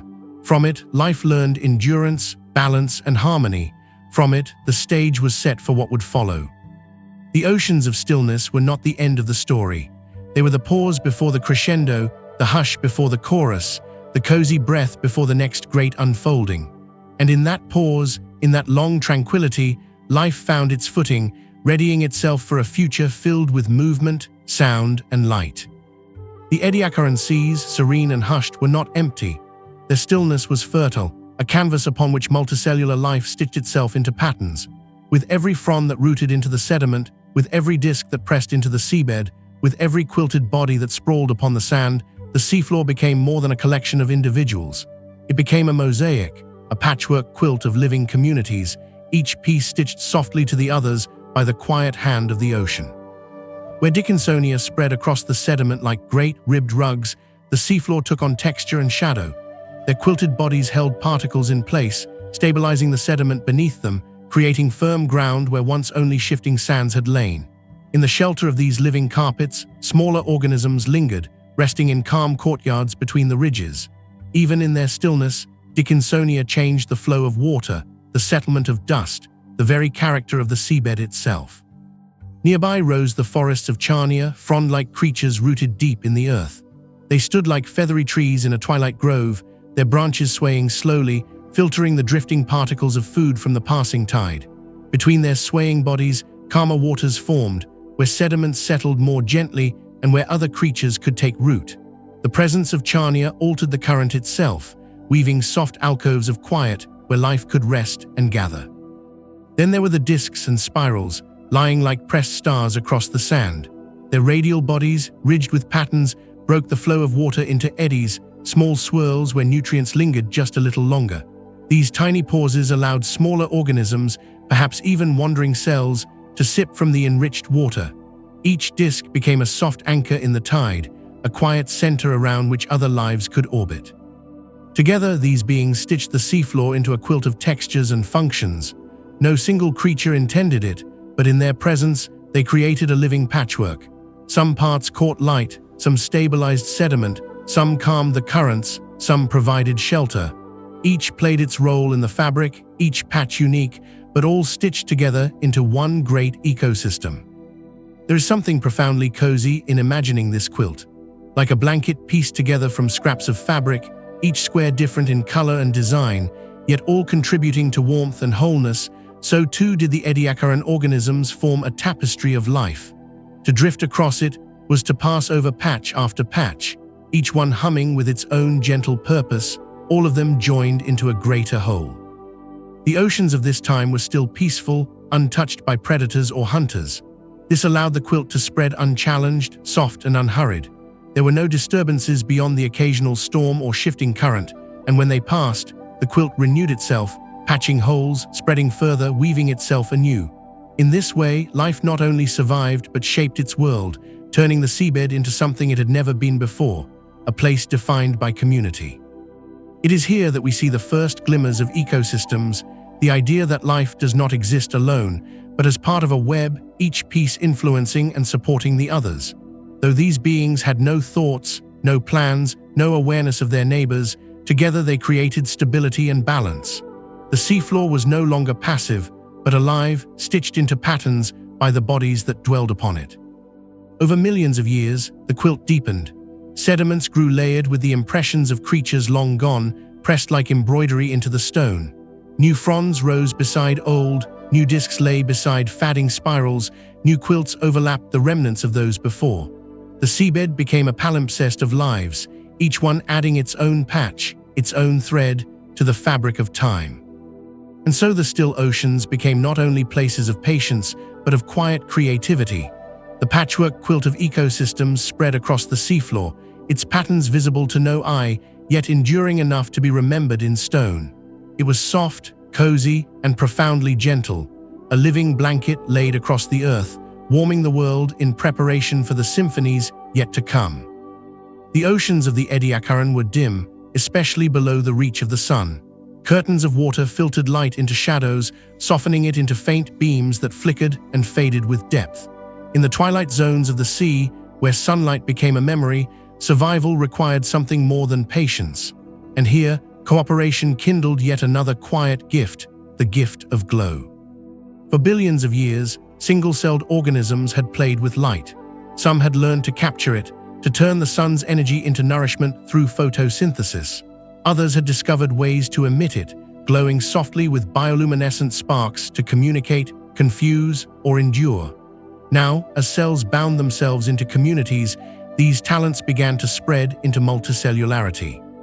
What one cell could do faintly, a cluster could magnify, and soon the oceans held bodies that shimmered softly in the dark. Imagine drifting through those waters. At first, only the silence of dim currents surrounds you, the quilted seabed resting below in shadows. But then, here and there, soft halos appear. Spheres of clustered cells glow from within, their inner members lit by the gentle fire kindled by their outer kin. Threads shimmer faintly, like strands of starlight weaving through the sea. Mats spread a quiet radiance across stone, glowing faintly like coals banked beneath the surface. The still oceans were never truly dark. They were warmed and brightened by these earliest lanterns of cooperation. The glow was not merely beauty. It was a tool, a quiet advantage.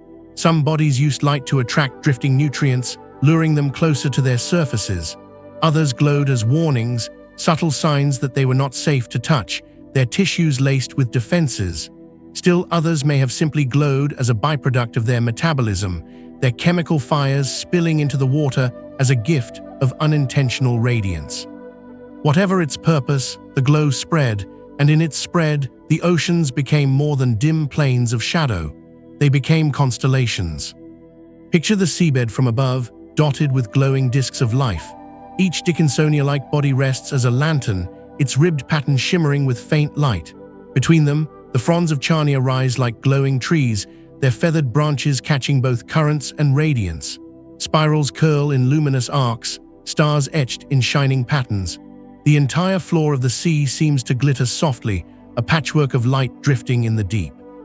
It is a cozy vision, as though Earth itself had lit candles beneath its oceans to warm the long night. Within clusters, glow became another form of communication. One cell's shimmer could ripple outward, spreading light through the bonds to its neighbors, signaling need or abundance. The communities already hummed with whispers of chemistry, but now they carried their messages in light as well. In their glow, they told one another when to divide, when to rest, when to gather close, when to share. The fabric of life shimmered not only with bonds of sugar and protein, but with radiance, weaving warmth and brightness into the tapestry. This glow also touched the wider ecosystem. Creatures that wandered near were drawn to the light, resting in its calm or feeding upon the enriched waters around it. In turn, the glowing organisms gained visitors, their presence altering currents and exchanges. Light became a language that extended beyond the cluster itself, a soft invitation into community, shaping the seafloor quilt into something even richer. There is a comfort in imagining such a place, a world where light is not blinding or harsh, but tender, shared, and gentle. A world where the darkness of the deep is softened by lanterns that glow simply because they can. It is a reminder that even in the most shadowed corners of existence, life carries its own fire, a hearth that needs no wood, no flame, only cooperation and patience. Over millions of years, the glow spread and changed, as did the bodies that bore it. Some became brighter, some dimmer, some shifted their hues, painting the seas in faint blues and greens. And though many of these luminous beings would eventually vanish, their legacy lingered. Even now in modern oceans, countless creatures glow: jellyfish, plankton, corals, and fish. Their light is an echo of the Ediacaran seas, a memory of the time when multicellular life first turned darkness into a cozy home. The glow of cooperation was more than beauty. It was resilience, communication, adaptation, and art. It was the sea's first constellation, the first hearths kindled in the deep. And in their gentle light, the oceans of the Proterozoic became warmer, cozier, and infinitely more alive. The Ediacaran seas glowed softly with strange new forms: fronds, quilts, spirals, lanterns of light, and yet for all their wonder, these beings were fragile. Their bodies were soft, lacking bones, shells, or armor. They had no spines to stiffen them, no claws to grasp, no teeth to tear. They were in every way delicate, and still they endured. Their beauty lay in their very vulnerability. To touch them, had hands existed, would have been like pressing against a pillow of silk, or brushing a fern frond that yielded instantly to the breeze. Their forms were impressions more than structures, patterns more than machines. Dickinsonia pressed itself into the sediment like a stamp into clay, so soft that only the memory of its presence, fossilized by chance, allows us to know it existed at all. Charnia swayed in the currents, its feathery body bending with every tide, strong only because it never resisted. Spirals and discs rested like lace upon the seabed, delicate as embroidery, their beauty preserved only in the impressions they left behind. And yet fragility is not weakness. To be soft is to bend without breaking. To be delicate is to endure storms not by defiance, but by yielding. These early creatures had no armor, and so they survived not through battle, but through patience. They waited out the currents, they swayed with the waves, they allowed the ocean itself to cradle them. In their fragility, they found resilience. Imagine a storm passing across the ancient sea. Waves churn, sediments swirl, currents whip across the seabed. A rigid body might shatter, a shell might crack, but these soft beings bow with the tide, folding, curling, swaying until the fury passes. When calm returns, they unfold again, whole and unbroken, their quilted bodies pressed once more into place. They do not resist the storm, they outlast it. There is something profoundly cozy in this patience. The Ediacaran organisms remind us that survival need not always be loud or forceful. Sometimes it is enough to wait, to bend, to be still until the world softens again. Their lives teach us that endurance can be quiet, that beauty can lie in fragility, that strength can be found in patience. Their fragility also made them fleeting. Most left no trace, their soft bodies dissolving into the sands the moment they died. Only in rare places, where sediments buried them quickly, do we find their imprints pressed into stone. These fossils are whispers across time, delicate signatures scrawled into rock, reminders of forms that were too fragile to leave bones or shells behind. They are rare, precious, and infinitely tender, a pressed flower kept between the pages of Earth's memory. And yet, though individual bodies faded quickly, the way of life they embodied endured. For millions of years, the Ediacaran seas flourished with this fragile beauty, whole ecosystems built from beings as soft as lace. Their patience carried them across vast ages, surviving changes in currents, climates, and chemistry. Even in their fragility, they wrote a chapter of life that could not be erased. There is comfort in this. The fragile can endure, the delicate can shape the world, the soft can leave marks more lasting than stone. Each ribbed imprint of Dickinsonia, each feathery shadow of Charnia, each spiraled trace pressed into sediment is proof of this, proof that beauty need not be strong to matter, and that patience, even in fragility, can carry life through the deepest spans of time. In the cozy glow of the Ediacaran, fragility was not a flaw. It was a way of being. It was life's quiet affirmation that softness, too, belongs in the great story of survival. And though the forms of this age would one day vanish, their lesson would remain, carried forward in every tender, patient thing that followed. For so long, the story of multicellularity had been one of togetherness. Cells gathering, clustering, sharing bonds and roles, weaving themselves into forms that endured. But as the Ediacaran seas unfolded into their strange gardens of quilts and fronds, something subtler stirred within those soft bodies. A new voice joined the chorus, quiet at first, fragile as a breath, the first whispers of complexity. These whispers were not dramatic. They did not shout their presence with teeth or claws, with shells or bones. Instead, they hummed gently within the tissues, in the ways cells began to arrange themselves, in the ways they spoke to one another, in the slow choreography of inner rhythms. Where once every cell lived much the same as its neighbor, now differences deepened. Some cells became gatherers, spread outward to drink the light. Others became keepers, storing the energy won from the sun or sediment. Still others lingered in shaded hollows, tasked with supporting, repairing, holding the fragile body steady. In this way, the quilted creatures of the Ediacaran became more than simple gatherings. They became organized. Dickinsonia, stretched across the seafloor, may have pulsed with waves of contraction, its cells coordinating to move nutrients across its oval body. Charnia, swaying like a fern, may have carried food and signals through branching channels, each tier of its frond-like form in quiet harmony with the others. Spirals and discs, though silent to us, may have woven their inner cells into patterns as intricate as the ridges etched upon their surfaces. It was as if, within these beings, an orchestra was warming up. The instruments were still few, the notes simple, the music hesitant. Yet together, they formed melodies never heard before in the history of Earth. The outer cells played one rhythm, the inner ones another, and between them a harmony emerged, not perfect, not yet steady, but full of promise. The whispers of complexity were becoming music. Imagine drifting near a forest of Charnia in the dim twilight of the sea. To the eye, they are simple fronds swaying with the tide. But if you could peer closer, deep into the fabric of their bodies, you might see its cells pulsing in waves, signals passing softly from one to the next, nutrients carried inward, waste carried away. A body not of chance, but of order. A life not of accident, but of coordination. In their whispers lay the first chapters of organization, the earliest hints of the tissues, organs, and systems that would one day fill the living world. There is something cozy in this hidden intricacy. To the casual drift, the Ediacaran seas seemed tranquil, filled with soft beings resting quietly on the seabed. Yet within them, delicate conversations unfolded, invisible threads weaving harmony in the silence. It is like watching the glow of a lantern from afar, unaware of the fine craftsmanship that holds the light steady within. Complexity was not yet visible, but it was there, humming softly beneath the surface. This complexity did not come quickly. It unfolded over millions of years, patient as always. Each new layer was tested, refined, whispered into being by time itself.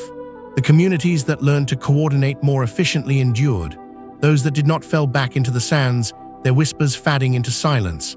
And slowly, through trial and persistence, the whispers grew clearer, the rhythms stronger, the harmonies richer.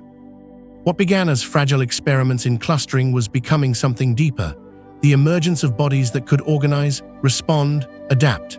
It was the foundation of every intricate form to come, from jellyfish to whales, from moss to redwoods, from fungi to us. Every tissue, every organ, every heartbeat and breath we know today traces its ancestry to these whispers, born in the quiet seas of the Ediacaran. The whispers of complexity were like a secret only time could hear. They did not shout, they did not dazzle, but they carried the weight of all the future. And as the Proterozoic Eon drew slowly toward its close, those whispers were growing louder, preparing to swell into the chorus of the Cambrian. The whispers of complexity could not have endured without a steady companion, and that companion was oxygen. Long ago, cyanobacteria had filled the skies and seas with this invisible gift, reshaping the chemistry of Earth forever. It had been a disruptive presence once, a danger to the old, anaerobic world, but now in the late Proterozoic, it was the very hearthfire that kept life's quiet communities alive. It was the breath of the planet, patient and generous, moving through every tide. The seas were rich with it now, more so than at any time before. Currents carried it into shallows and depths, into hidden coves and open plains of water. Every wave was laced with oxygen, every ripple carried it, every still pool cradled it. For single cells, it had long been a source of fuel, a way to release energy more swiftly. But for the growing communities of multicellular beings, oxygen became something deeper, a rhythm, a breath that bound together the whispers of complexity into a steady song. Imagine a quilt of Dickinsonia resting upon the seabed. Its ribbed body is thin, fragile, spread like a living carpet. Without oxygen, its inner cells would starve, cut off from the sun and sea. But with oxygen dissolved in the waters, drifting through its tissues, even the innermost cells could breathe. Nutrients could flow more freely, signals could move more easily, and the whole body could function as one. The breath of the planet had reached into its very core. Picture the fronds of Charnia, tall and feathered, swaying like underwater trees. Their branches reached outward to catch currents, but oxygen threaded through their bodies as well, carrying life inward, upward, across their delicate forms. The breath of the planet did not stop at their surfaces. It entered their tissues, diffusing cell by cell, like warmth seeping into a blanket. In this way, oxygen gave them not only size, but endurance. There is something profoundly cozy in imagining oxygen as a hearthfire, not a blazing one, but a steady glow. It warmed without burning, nourished without demanding, sustained without exhaustion. It was a gentle fire that could not be seen, only felt, in the persistence of multicellular forms, in the resilience of their bodies, in the quiet hum of their growing complexity. In every organism, oxygen became a partner. It turned meals into energy more abundant than before, fueling the coordination of specialized roles, the building of larger forms, the weaving of tissues into harmony. With oxygen, life could be more than fragile quilts pressed into sand. It could rise taller, stretch broader, dream bigger. The breath of the planet was an invitation, a reassurance that life could grow beyond the fragile and into the profound. But this breath was not without caution. Too much oxygen could overwhelm, its reactive nature dangerous to delicate tissues. Life learned balance, tuning itself to the rhythm of the gift, breathing deeply but never greedily. This balance itself was a kind of complexity, a whispered coordination between cells, a steadying of the flame so it warmed without burning. In this way, oxygen taught patience even as it offered power. Over millions of years, the breath of the planet became the backdrop for everything. Storms would rise and fall, ice would advance and retreat, continents would shift, but oxygen remained a quiet constant, a steady rhythm like the heartbeat of Earth itself. With every rise in levels, multicellularity stretched further. With every dip, it drew closer, conserving itself, waiting. Through it all, the gift remained, binding life's story into one continuous flow. If you close your eyes and listen, you can almost hear it. Not the crash of waves, not the groan of glaciers, but the quiet exhale of the seas. oxygen moving through currents, touching every cluster, filling every frond, breathing softly through the fabric of the ocean. The breath of the planet, slow and patient, sustaining life across, spans too vast for us to count. In this breath, the whispers of complexity grew stronger. With oxygen to fuel them, the quiet orchestras of cells could play their music more fully. The rhythms steadied, the harmonies deepened, the bodies grew larger and more intricate. The Ediacaran seas were not loud, but they were alive, filled with the hush of life breathing together with the planet itself. And so, oxygen, once a threat to the old world, became the gentle partner of the new. The breath of the planet and the whispers of complexity intertwined, and together they carried multicellular life into a future rich with promise. Ediacaran seas were dreamlike gardens, filled with quilts of Dickinsonia, fronds of Charnia, spirals pressed into sand, and lantern-like clusters glowing softly in the twilight waters. To drift above them would have been to wander through an alien meadow, serene and strange, a place of stillness. And yet, as fragile and otherworldly as these beings were, they were more than curiosities of their time. They were the roots, buried deep in the soil of Earth's history, from which everything else would one day grow. Each quilted oval pressed into the seabed, each frond swaying with the tide, each spiral etched into stone was an ancestor, not in a direct, simple line, but in a broader sense, as the early pioneers of what multicellularity could be. Their bodies carried the first experiments in size, shape, organization, and specialization. And though most of their lineages would fade into extinction, the lessons they wrote into the fabric of life would endure. Imagine the line of descent stretching forward from this time. From soft-bodied fronds, the idea of rootedness would someday give rise to plants, forests of trees with trunks and branches reaching skyward. From the symmetry of Spragina, bilateral forms would unfold, leading eventually to animals that could move with intention and grace. From the quiet coordination of cells in Dickinsonia's quilt, the first tissues would emerge, organs would follow, and bodies would become intricate architectures of life. The roots of fungi, too, trace back here, in the simple weaving of filaments and mats across the seabed, networks that foreshadowed the great hidden webs of mycelium that one day would thread beneath forests on land. In this way, the Ediacaran seas were not only a meadow of strange beings. They were a nursery, a place where the foundations of all future life were first rehearsed. The ancestors of corals, of whales, of mushrooms, of grasses, of birds, of us, all reach back through time to these fragile creatures who lived in silence and stillness beneath the waves. There is a cozy comfort in this reflection. Every breath we take carries oxygen first managed by these beings. Every step we walk is balanced on symmetry that they began to whisper into form. Every cell in our bodies follows rules of cooperation, communication, and patience that were first written in the clusters of the Proterozoic. We are, in the deepest sense, their children, distant, transformed, unrecognizable perhaps, but still carrying their legacy in the very fabric of our being. It is humbling to realize how unassuming our ancestors were. Not giants, not hunters, not conquerors, but soft quilts on the seafloor, feathery fronds swaying gently, discs resting in silence. Their strength was not in domination, but in endurance. Their gift was not spectacle, but patience. And from their patience, all of life's diversity would one day bloom. Picture the continuity. The first forests, rising tall, owe something to Charnia's quiet rootedness. The first fish, darting through Cambrian seas, owe something to Spragina's gentle symmetry. The fungi that knit soils together in the dark owe something to the mats that quilted the Ediacaran seabeds. And we, humans telling stories around hearths, owe something to the first whispers of cooperation, the first patient breath of complexity, the first fragile quilts that endured through ages. The roots of all to come were not loud, but they were deep. They stretched backward through time, anchoring life in patience and persistence, and forward through time, branching into every form the earth would know. To sit with the Ediacaran beings is to sit at the roots of the tree of life itself, quiet and cozy, resting in the deep soil of time. And though their bodies have vanished, their memory remains in every living thing. We are the flowering of their patience, the blossoming of their quiet endurance. We carry their whispers in our breath, their resilience in our blood, their ancient lessons in our bones. The patchwork quilt of life that began here has never been set aside. It continues still, unfolding, layer by layer, across the ages. The Ediacaran beings are gone, but their roots are eternal. The Ediacaran seas, seen from above, might have appeared empty stretches of dim water, ripples of light playing gently across their surfaces.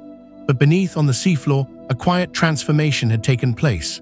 The world had grown its first forests, not of wood and leaves, but of soft fronds and quilted bodies, strange gardens rising in the twilight. They were forests of silence, forests of patience, forests unlike anything that would ever appear again. Picture a grove of Charnia, their feathery fronds anchored into the sediment, rising like underwater ferns. Each frond sways slowly with the current, its delicate branches filtering the drifting particles of nourishment carried by the tide. Together, they form stands and thickets, tall and still, their feathered arms moving as one with the ocean's breath. To drift among them would be to wander through a woodland of shadows, where no birds sang and no insects hummed, only the soft hush of water brushing against ancient leaves of flesh. Around these groves stretched carpets of Dickinsonia, their ribbed bodies sprawled flat across the seabed. Like rugs woven into the sand, they filled the spaces between the fronds, pressing their quilted patterns into the sediment. Each one lay still, feeding by absorbing nutrients, leaving behind faint imprints like fossils pressed in clay. These were not roots and trunks, but they stitched the ground into continuity, turning bare seabeds into living floors beneath the forests. Between them rested discs and spirals, strange forms etched with radial patterns. Some gleamed faintly, catching the shifting light. Others curled into coils, their shapes pressed into the sand like living symbols. Together, they dotted the ground like flowers scattered in a meadow, adding variety to the strange woodland. And here and there moved Sprigina, small and segmented, gliding softly between the quilts and fronds. Its bilateral body hinted at futures yet to come, but in this forest it played a humble role, meandering across the sediment, leaving faint trails as though writing its quiet script into the sand. The silence of these forests was profound. No jaws snapped, no claws tore, no predators stirred. Life had not yet invented pursuit or hunger for flesh.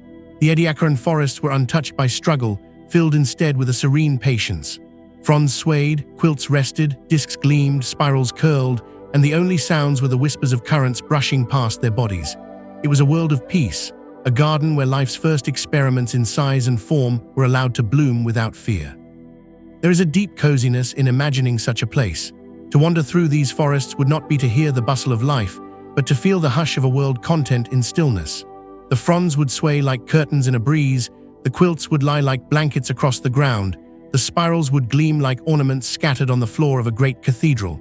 It was not a wilderness in motion, but a sanctuary of stillness, a hushed hall where life rehearsed its future in patience and peace. And yet, for all its quiet, the forest was not lifeless. Beneath its silence, energy flowed. The fronds caught food from the currents, passing it through their tissues. The quilts absorbed nutrients from the sediment, sharing them across their ribbed bodies. The discs and spirals played their roles, shaping water into eddies, sheltering smaller beings. This forest was alive with subtle exchanges, a web of interactions too soft for us to see, yet steady enough to sustain millions of years of flourishing. The silent forests of the sea stretched across vast distances. Entire coastlines, entire shallows, entire plains of seabed were covered with these strange beings. They left their marks in stone, their impressions pressed like leaf prints into the layers of time. And though they would one day fade, their memory remains in those fossils, each one a page from Earth's earliest woodland, the first forests, not of bark and branch, but of quilt and frond. To sit among these forests is to sit at the threshold of possibility. They are both alien and familiar, strange in their forms yet comforting in their stillness. They are a reminder that life's first great communities were not loud or fast, but soft, patient, and profoundly cozy. In their silence lay the seeds of everything to come. The Ediacaran seas moved at a rhythm so gentle that to us, with our hurried lives, it would seem almost still. Currents brushed slowly across the seabed, carrying nutrients in patient swirls. The creatures themselves, fronds, quilts, discs, spirals, moved hardly at all. They grew at a pace measured not in days or months, but in spans so long that the human mind can scarcely grasp them. They lived in the language of patience, their entire existence woven into the beauty of slowness. To watch one of these beings would be to see almost nothing change. A frond of Charnia swaying softly in the tide would look the same today, tomorrow, and 1,000 tomorrows hence. A quilt of Dickinsonia stretched across the sediment might pulse with faint rhythms, but those pulses would be measured in hours or days, not moments. Discs pressed into the sand glimmered faintly, spirals lay quiet, and the seabed seemed as though frozen in time. Yet within that stillness was an elegance, a balance born not from speed, but from endurance. Slowness here was not absence. It was richness stretched thin, delicacy drawn out across vast spans of time. These beings did not rush to grow, to change, to compete. They let the ocean feed them at its own pace. They let the tides set the rhythm. They let the breath of the planet, oxygen drifting through the water, fuel them steadily but never greedily. Their lives were symphonies played adagio, soft and unhurried, notes sustained for millennia. There is a deep coziness in this slowness. It is the comfort of a fire that burns not in sparks but in embers, glowing steadily through a long night. It is the peace of a forest where nothing stirs quickly, where moss grows and ferns unfurl in their own time. To live slowly is to live gently, to avoid the exhaustion of haste. And for the beings of the Ediacaran, this was survival itself. In a world with no predators, no battles for speed or dominance, slowness was the perfect pace. Even their reproduction was unhurried. Where later creatures would scatter thousands of eggs in frantic hope, the Ediacaran beings divided, budded, or spread in rhythms that matched the tides. A fragment of Dickinsonia torn loose by a current might drift away and settle, slowly growing into a new quilt. A frond might branch over years, its copies standing like siblings beside it, swaying together for ages. Growth was not measured in urgency, but in persistence. This slow pace shaped the oceans themselves. Nutrients cycled gently through their quilts and fronds, not in sudden bursts, but in steady exchanges. Sediments settled into layered patterns, undisturbed by rushing predators or burrowing scavengers. Fossils formed in abundance, not because of drama, but because of calm impressions pressed gently into mud, preserved by stillness. The very slowness of this world gave us the gift of memory, its creatures etched into stone like pressed flowers kept in the pages of time. And though they may seem alien to us, their slowness holds a lesson. In our hurried world, where time is carved into hours and moments, it is hard to imagine a life measured in millions of years of gentle rhythm. But the Ediacaran seas remind us that life does not always need to hurry.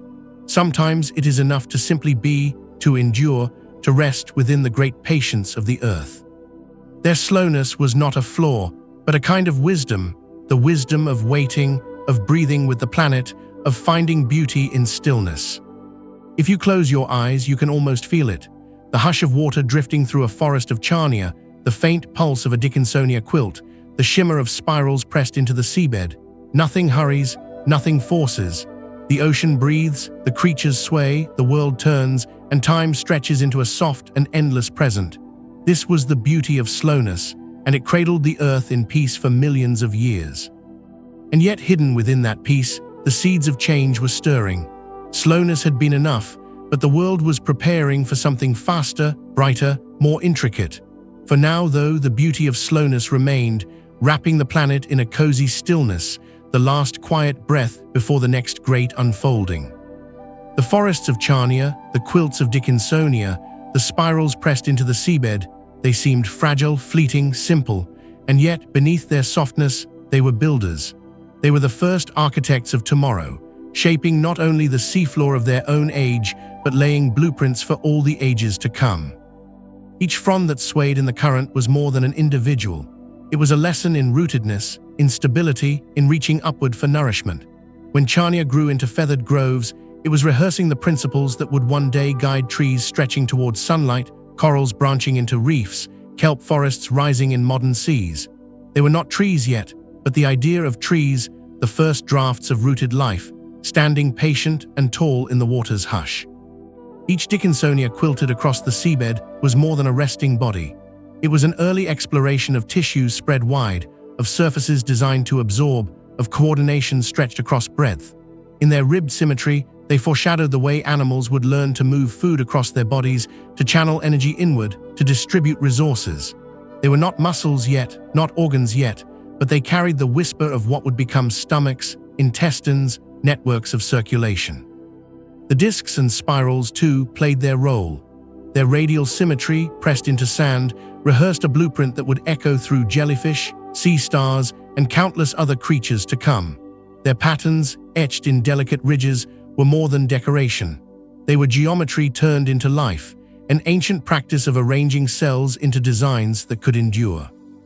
And Spragina, small and segmented, crawling across the seabed, carried perhaps the most profound blueprint of all, the beginnings of bilateral symmetry, a front and back, a head and tail.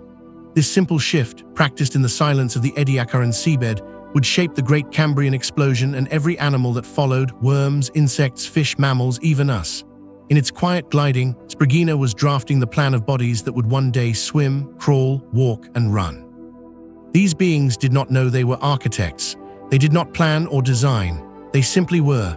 And yet, in their being, they set patterns that life would return to again and again, refining, reusing, reshaping them into the vast diversity of the future. Their blueprints were soft, but they were enduring, written not in stone, but in the memory of life itself. There is a cozy wonder in imagining them as builders without intention, as teachers without words. The Ediacaran organisms were like weavers working by instinct, creating fabrics whose patterns would one day clothe all of Earth. They were like singers humming in the dark, their melodies carried forward until they became symphonies. They were architects, not by design, but by presence. The ecosystems they built were blueprints too, fronds creating shelter, quilts stabilizing sediment, disc-shaping currents.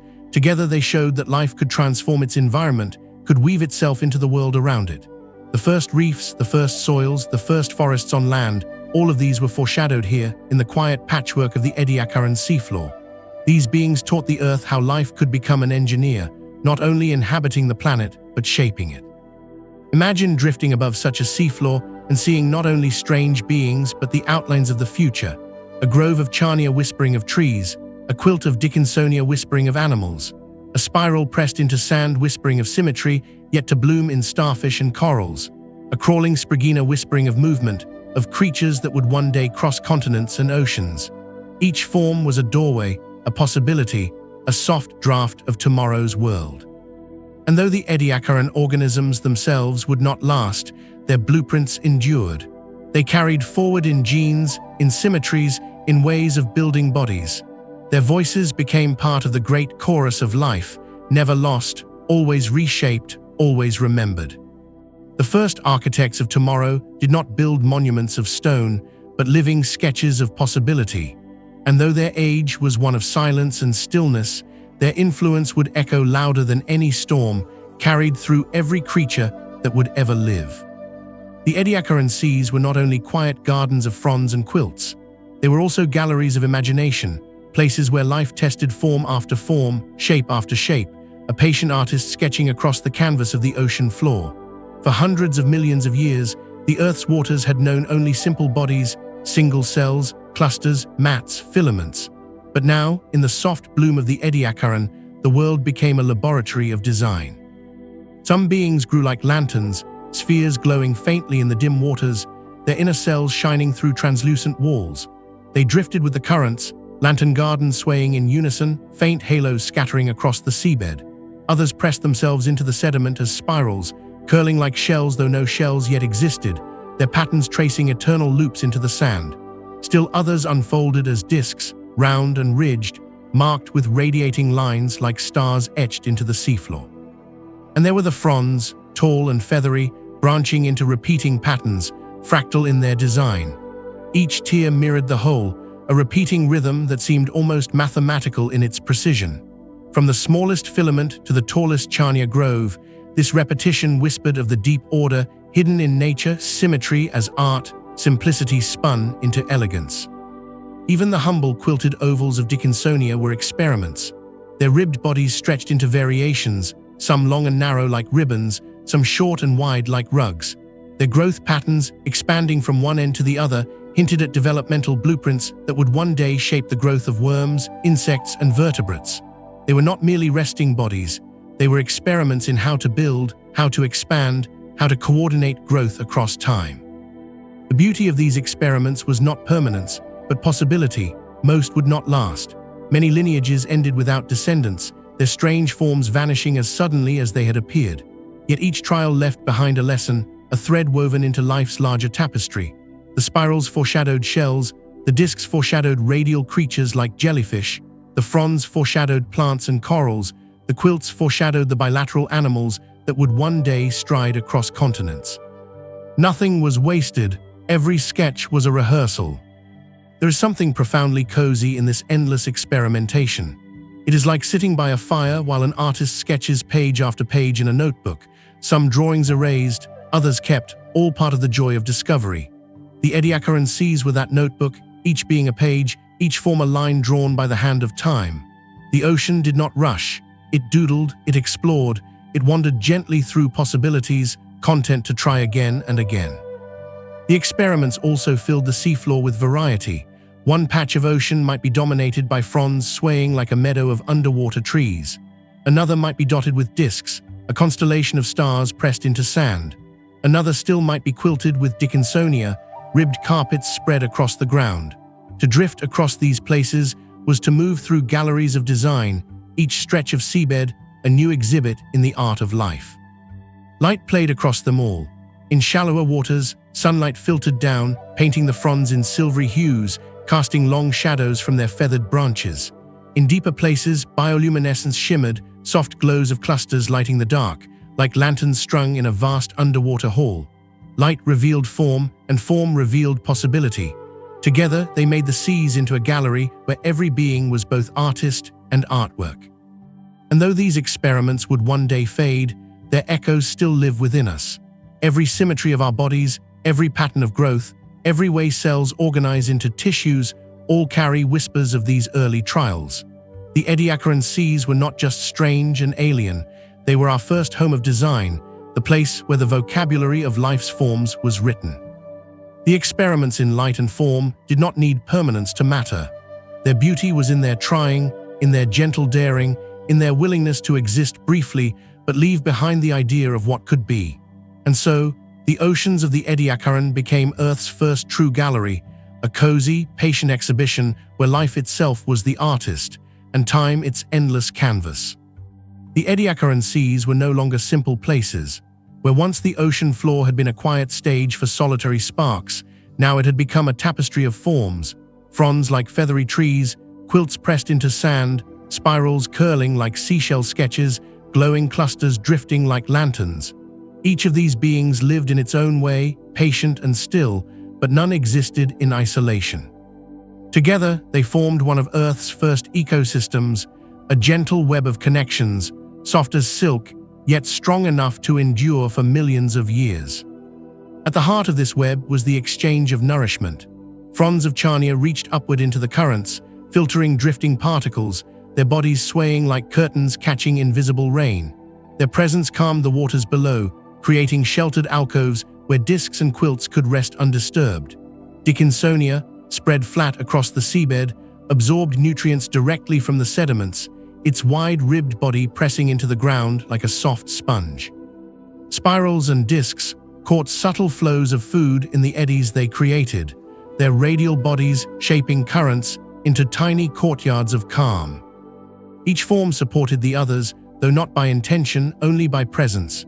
The rooted fronds slowed currents, which allowed sediments to settle, which in turn provided richer grounds for quilted bodies. The quilts stabilized the seafloor, creating firmer ground for fronds to anchor into. The discs and spirals shaped the flow of water, creating eddies where drifting particles lingered, enriching the patches around them.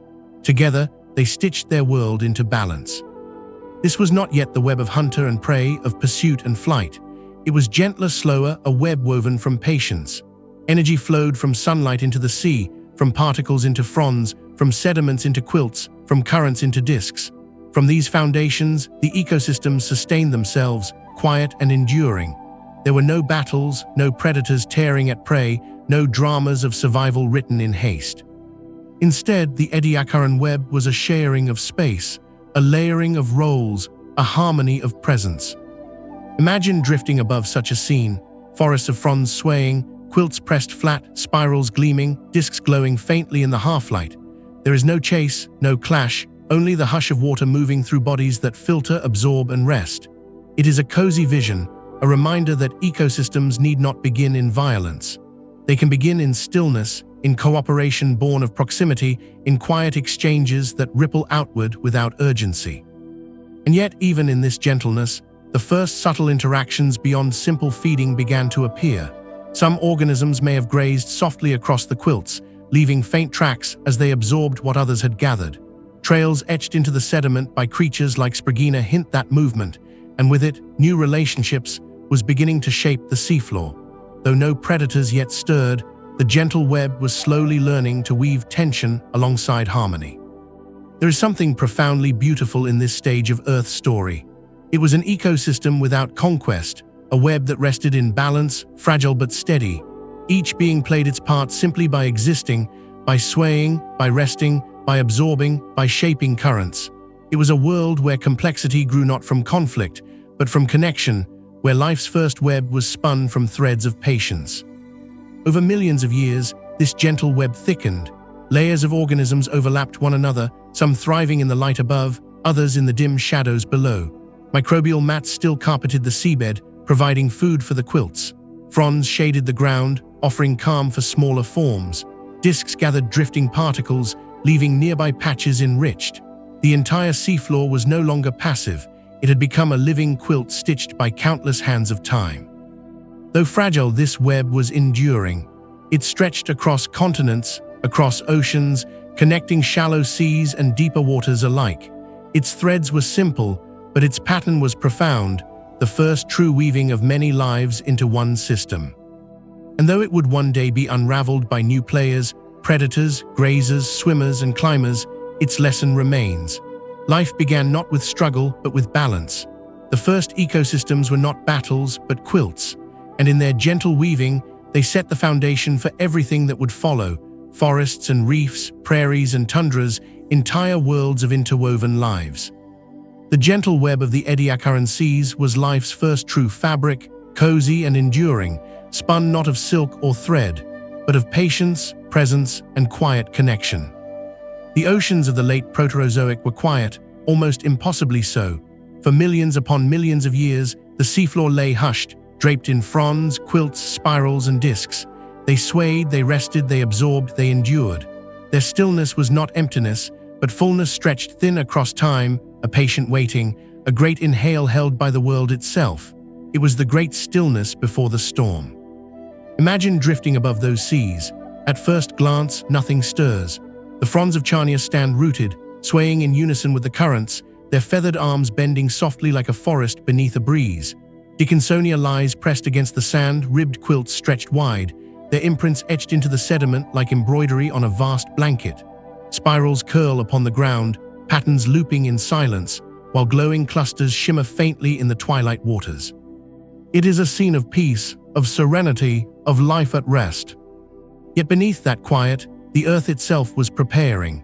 Oxygen flowed more freely than ever before, saturating the waters, feeding bodies that could grow larger, stronger, more intricate. Nutrients washed into the seas from eroding continents, enriching the currents. The tectonic plates shifted slowly, sculpting new coastlines, shallow seas, and vast nurseries for life to spread into. Everything was aligning, everything was gathering, as if the planet itself were drawing breath before exhaling into something magnificent. The Ediacaran organisms did not know what was coming. They swayed and rested as they always had, unaware that they stood at the edge of a threshold. Their patience had carried them across ages, their fragility had proven resilient, their experiments had sketched the first blueprints of bodies. But change was near, and it would arrive not as softly as the dawn of fronds and quilts, but as a storm of diversity, a sudden chorus of forms bursting across the seas. There is something deeply cozy in this pause before the storm.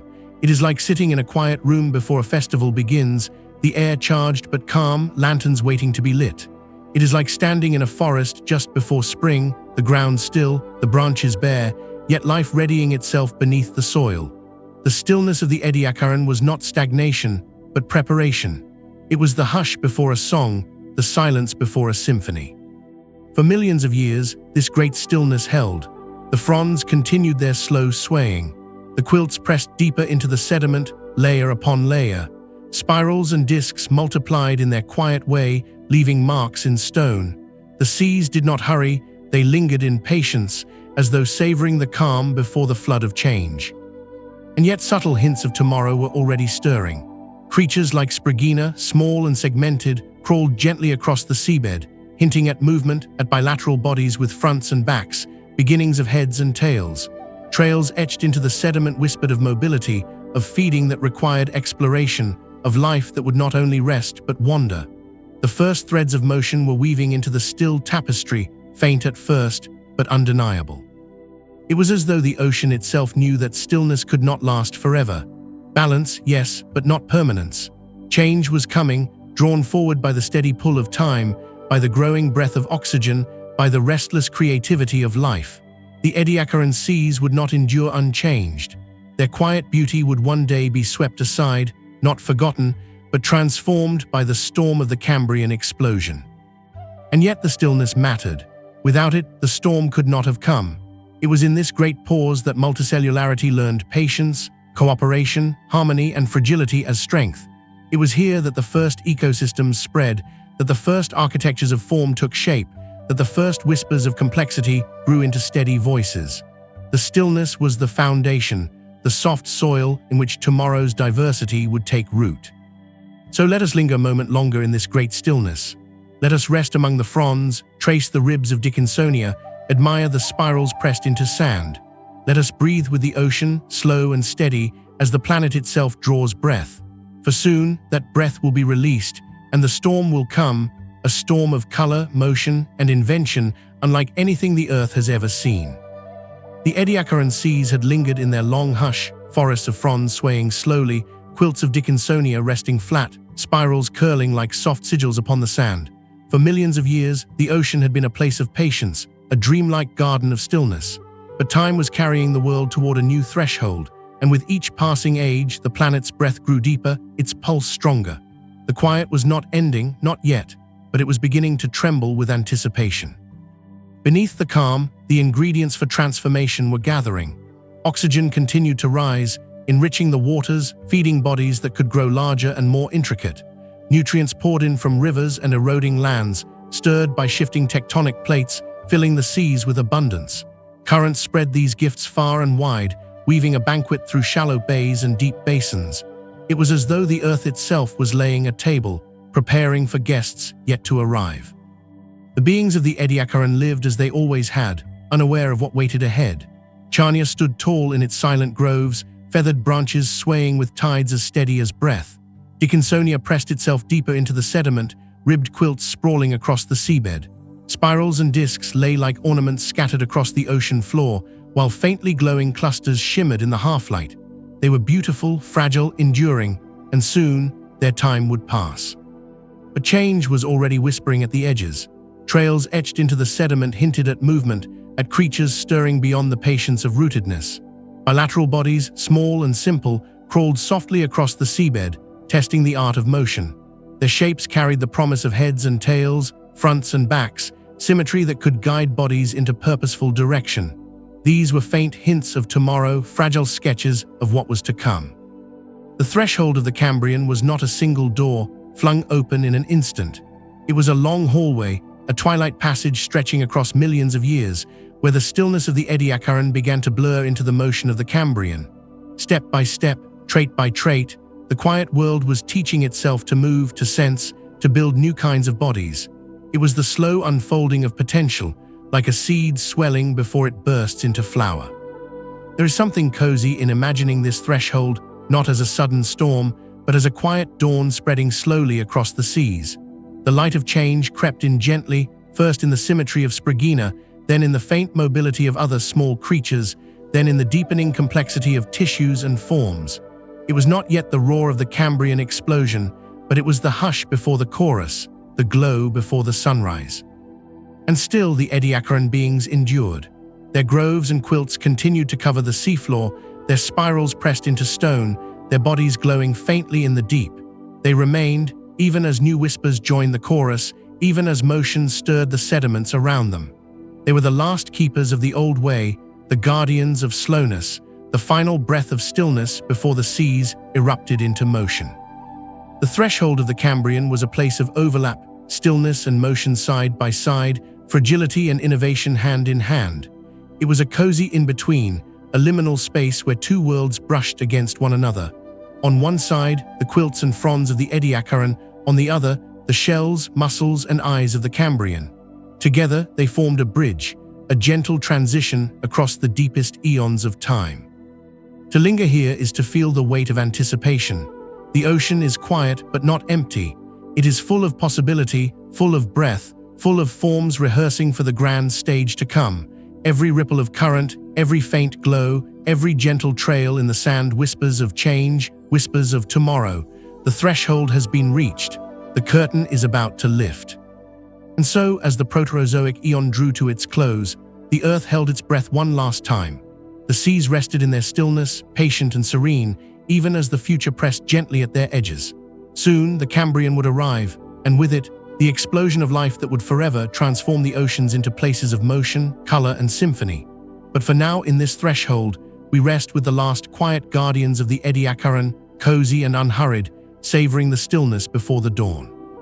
The Ediacaran world was fragile, its creatures soft as silk, their bodies dissolving easily into the waters that cradled them. They had no bones, no shells, no teeth to leave behind. By all accounts, they should have vanished without a trace, their presence washed away like patterns in sand after a tide. And yet, against all odds, they left behind their echoes through stone, faint imprints, pressed shadows, quiet memories etched into the Earth's layers. These fossils are not like the ones to come in the Cambrian, where hard shells and sturdy skeletons will preserve detail and shape. The Ediacaran echoes are delicate, more suggestion than structure. A ribbed outline of Dickinsonia, its quilted body pressed into the mud like the stitchwork of a pillow. A feathery imprint of Charnia, a ghost of fronds frozen mid-sway, forever bending with a tide that has long since stilled. Spirals and discs pressed into the sediment like symbols, their patterns radiating outward as though carved by a careful hand. Imagine stumbling upon one of these stones today, lifting it in your hands and brushing the dust away. What you would see is not the body itself, but its memory, an impression left behind like a footprint in ancient clay. The creature is gone, the tissues dissolved long ago, yet the Earth remembers where it rested, where it swayed, where it pressed against the seabed. These fossils are whispers, faint voices speaking across 600 million years, saying softly, "We were here." The coziness of these echoes lies in their intimacy. They are not bold monuments, but fragile keepsakes, like pressed flowers between pages of a book, like faint handprints on a wall. Each fossil is a trace of life's first great experiments in form, preserved by chance, cherished by time. They remind us that even the softest beings can leave lasting marks, that even fragility can echo across eons. The way these fossils formed was itself a gentle act of patience. Fine sediments buried the creatures quickly after their passing, sealing their outlines in layers of mud. Over ages, the sediments hardened into stone, keeping the imprint safe, even as oceans rose and fell, mountains built and crumbled. The memory was carried forward, through tectonic shifts, through ice and fire, until at last they were uncovered again. Each fossil is not only the memory of a creature, but the memory of the Earth's patience, holding these whispers safe for us to find. And in these stones, we glimpse more than forms, we glimpse stories. The ribbed body of Dickinsonia tells us of coordination, of growth across an oval quilt. The fronds of Charnia tell us of rootedness, of forests swaying in ancient currents. The spirals and discs tell us of geometry, of symmetry practiced long before shells and skeletons. Each imprint is both an artifact and a lesson, carrying the quiet knowledge of beings who lived in stillness and left their mark without force. There is a quiet comfort in knowing that the Earth remembers even what vanishes. The Ediacaran creatures are gone, their lineages mostly ended, their forms strange to us. Yet in stone, their echoes endure, patient and eternal, reminders that life's story is never lost. We may walk beaches or dig quarries today and find them waiting, delicate patterns pressed into rock, their voices carried across time like lullabies in stone. And so the Ediacaran continues to speak, not in living fronds or glowing quilts, but in fossils etched by chance. These echoes remind us of the beauty of fragility, of the endurance of memory, of the way even the softest beings can write themselves into eternity. The stones are their storytellers now, whispering through ridges, fronds, and spirals, carrying the coziness of ancient seas into our hands. The great stillness of their world has passed, but its echoes remain, not lost, not silenced, but preserved in stone, carrying their voices forward into the storm of the Cambrian and into our own listening hearts. The Ediacaran seas had endured for tens of millions of years, forests of fronds swaying like underwater groves, quilts of Dickinsonia pressed wide upon the seabed, spirals and discs glowing faintly in the twilight currents. It was a world of softness, of patience, of stillness. But no age lasts forever. Just as dawn overtakes night, so too was this quiet world drawing to its close. The Ediacaran was exhaling its last long breath. The changes came slowly at first, barely noticeable in the hush of time. New forms began to stir in the sediments, creatures with firmer bodies, with new ways of moving, creeping, burrowing. They pressed trails deeper into the seabed, carving paths where once only stillness had lain. Some carried the first hints of shells, simple but stronger than the soft quilts and fronds. Others learned to move with more purpose, to sense and respond, to leave behind not only impressions, but tracks that spoke of journeys taken. For the fronds of Charnia, the world grew more restless. Their forests, once unchallenged, began to share space with beings that could creep between them, feeding not only on drifting particles, but on the mats and quilts themselves. For Dickinsonia, pressed into the sand like living rugs, the balance shifted. Their slow absorption of nutrients faced competition from creatures that grazed and disturbed the sediments, leaving trails that crossed over the quilts like the first marks of change upon an old page. The spirals and discs, delicate as lace, felt the currents shift as well. Their quiet patterns, once left undisturbed, now met with grazers and burrowers stirring the seafloor around them. The stillness that had defined their world was unraveling, replaced by the first hints of motion, of restlessness, of competition. Yet the last breath of the Ediacaran was not sorrowful, it was gentle, like a candle dimming as the sun rises. These beings had done their work. They had shown what multicellularity could be, the beauty of slowness, the power of togetherness, the art of form.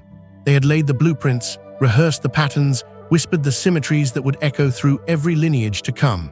Their time was ending, but their legacy was secure. There is something deeply cozy in imagining this fadding. Picture a forest of Charnia swaying one last time in the ancient tide, their feathered fronds bending as currents flow past. Picture quilts of Dickinsonia lying still across the seabed, ribbed bodies pressing their final imprints into the mud. Picture spirals gleaming faintly in the dim water, their coils curling towards silence. It is not a world extinguished in violence, but a world exhaling softly, passing the torch to what comes next. The last breath of the Ediacaran was a long one, stretched across millions of years. It lingered, even as new life crept in, even as motion grew louder, even as the curtain of the Cambrian slowly rose. Some Ediacaran forms may have lingered into the early Cambrian itself, coexisting briefly with the newcomers, their soft quilts and fronds sharing the stage with shells and muscles, eyes and teeth. For a moment, the old world and the new overlapped, a gentle handoff across the ages. And then quietly, the quilts vanished. The fronds swayed no more. The spirals pressed their last impressions into stone. The Ediacaran world had finished its song, a lullaby carried across time, fading into silence as the symphony of the Cambrian began. But though their bodies dissolved, their memory endures. In stone, their imprints remain, whispers pressed into the earth like notes written into a book. In genes, their lessons remain, carried forward into every creature that breathes today. And in spirit, their patience remains, a reminder that the soft, the fragile, the slow, too, can shape the world. The last breath of the Ediacaran was not an end, but a transformation. It was the closing of one chapter, the opening of another. The world had rested, it had dreamed, it had rehearsed. Now, with the Cambrian dawn rising, it was ready to burst into motion, color, and life's endless creativity. The soft stillness had given way to the storm, but its coziness lingered, like the warmth of embers long after the fire has faded. The Ediacaran seas had breathed their last soft breath. The fronds of Charnia swayed in stillness, the quilts of Dickinsonia pressed their final imprints into the seabed, the spirals curled their delicate patterns into sand. For hundreds of millions of years, life had lingered in quiet patience, rehearsing forms, practicing symmetries, whispering complexity into existence.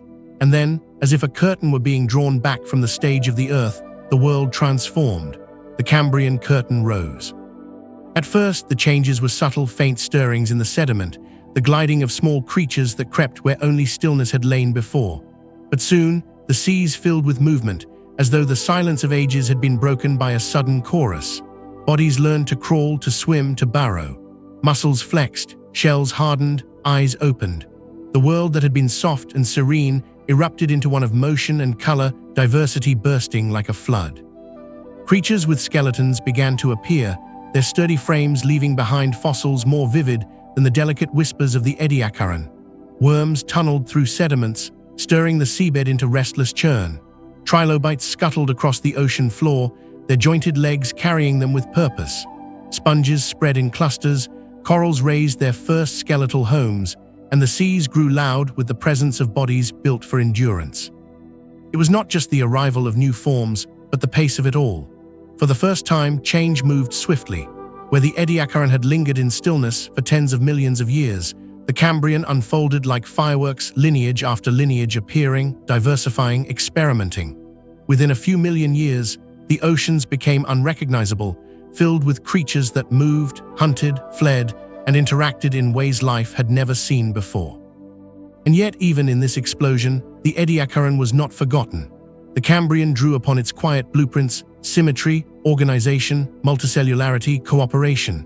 But now these blueprints were amplified, energized by oxygen's hearthfire, sharpened by the emergence of predators and prey. The experiments of the soft-bodied quilts and fronds became the foundation for trilobites, mollusks, echinoderms, and the first chordates. The curtain had risen, but the stage had been built long before, in the cozy stillness of the Proterozoic. Imagine standing at the edge of this dawn. The seas before you are no longer hushed gardens, but bustling marketplaces of motion. Schools of small swimmers dart through the currents. Trilobites scurry across the floor in patterns of industry. Worms and early arthropods churn the sediments, reshaping the seabed itself. Above, jellyfish drift like living lanterns, their movements more deliberate, more intricate than the soft discs of old. Eyes glint in the dim waters, organs pulse with new rhythms, bodies carry themselves with intent. It is as though the world has awakened from a long, soft dream into a vivid, bustling morning. There is a cozy wonder in thinking of the Cambrian curtain rising not as a replacement, but as a continuation. The Ediacaran had set the stage, written the prologue, rehearsed the movements. Now the performance had begun in earnest, brighter, louder, more varied than ever before. But without the quilts, the fronds, the spirals, the stillness, without their patience, the Cambrian symphony could never have played. The curtain rose, and the storm arrived, but it carried within it the quiet strength of all that had come before. The Ediacaran world faded, but its echoes remained, getting the Cambrian into brilliance. The seas that had once been meadows of silence became arenas of innovation, woven with motion, color, and endless diversity. And so the Cambrian curtain rose, and with it, life's great drama began in full, forever reshaping the story of the Earth. The curtain of the Cambrian had risen, and the seas burst into brilliance. Trilobites scuttled, worms tunneled, swimmers darted, predators hunted, prey fled. The oceans became alive with motion, with drama, with color and sound. Yet beneath the bustle of this new age lay the memory of a softer time, the quilts of the Ediacaran, the quiet meadows of fronds and spirals, the patient gardens of quilts pressed into stone. Their world was gone, but its memory endured. The Ediacaran beings had no bones, no shells, no jaws or claws. They had only softness, feathery fronds swaying in stillness, ribbed ovals quilted upon the sand, glowing clusters shimmering faintly in twilight waters. And yet, through their patience, they became the first to show what multicellularity could be. They wove together roles, explored forms, whispered complexity into being, and built ecosystems out of harmony rather than conquest. Their world was fragile, but it was foundational, the soil in which all future life took root.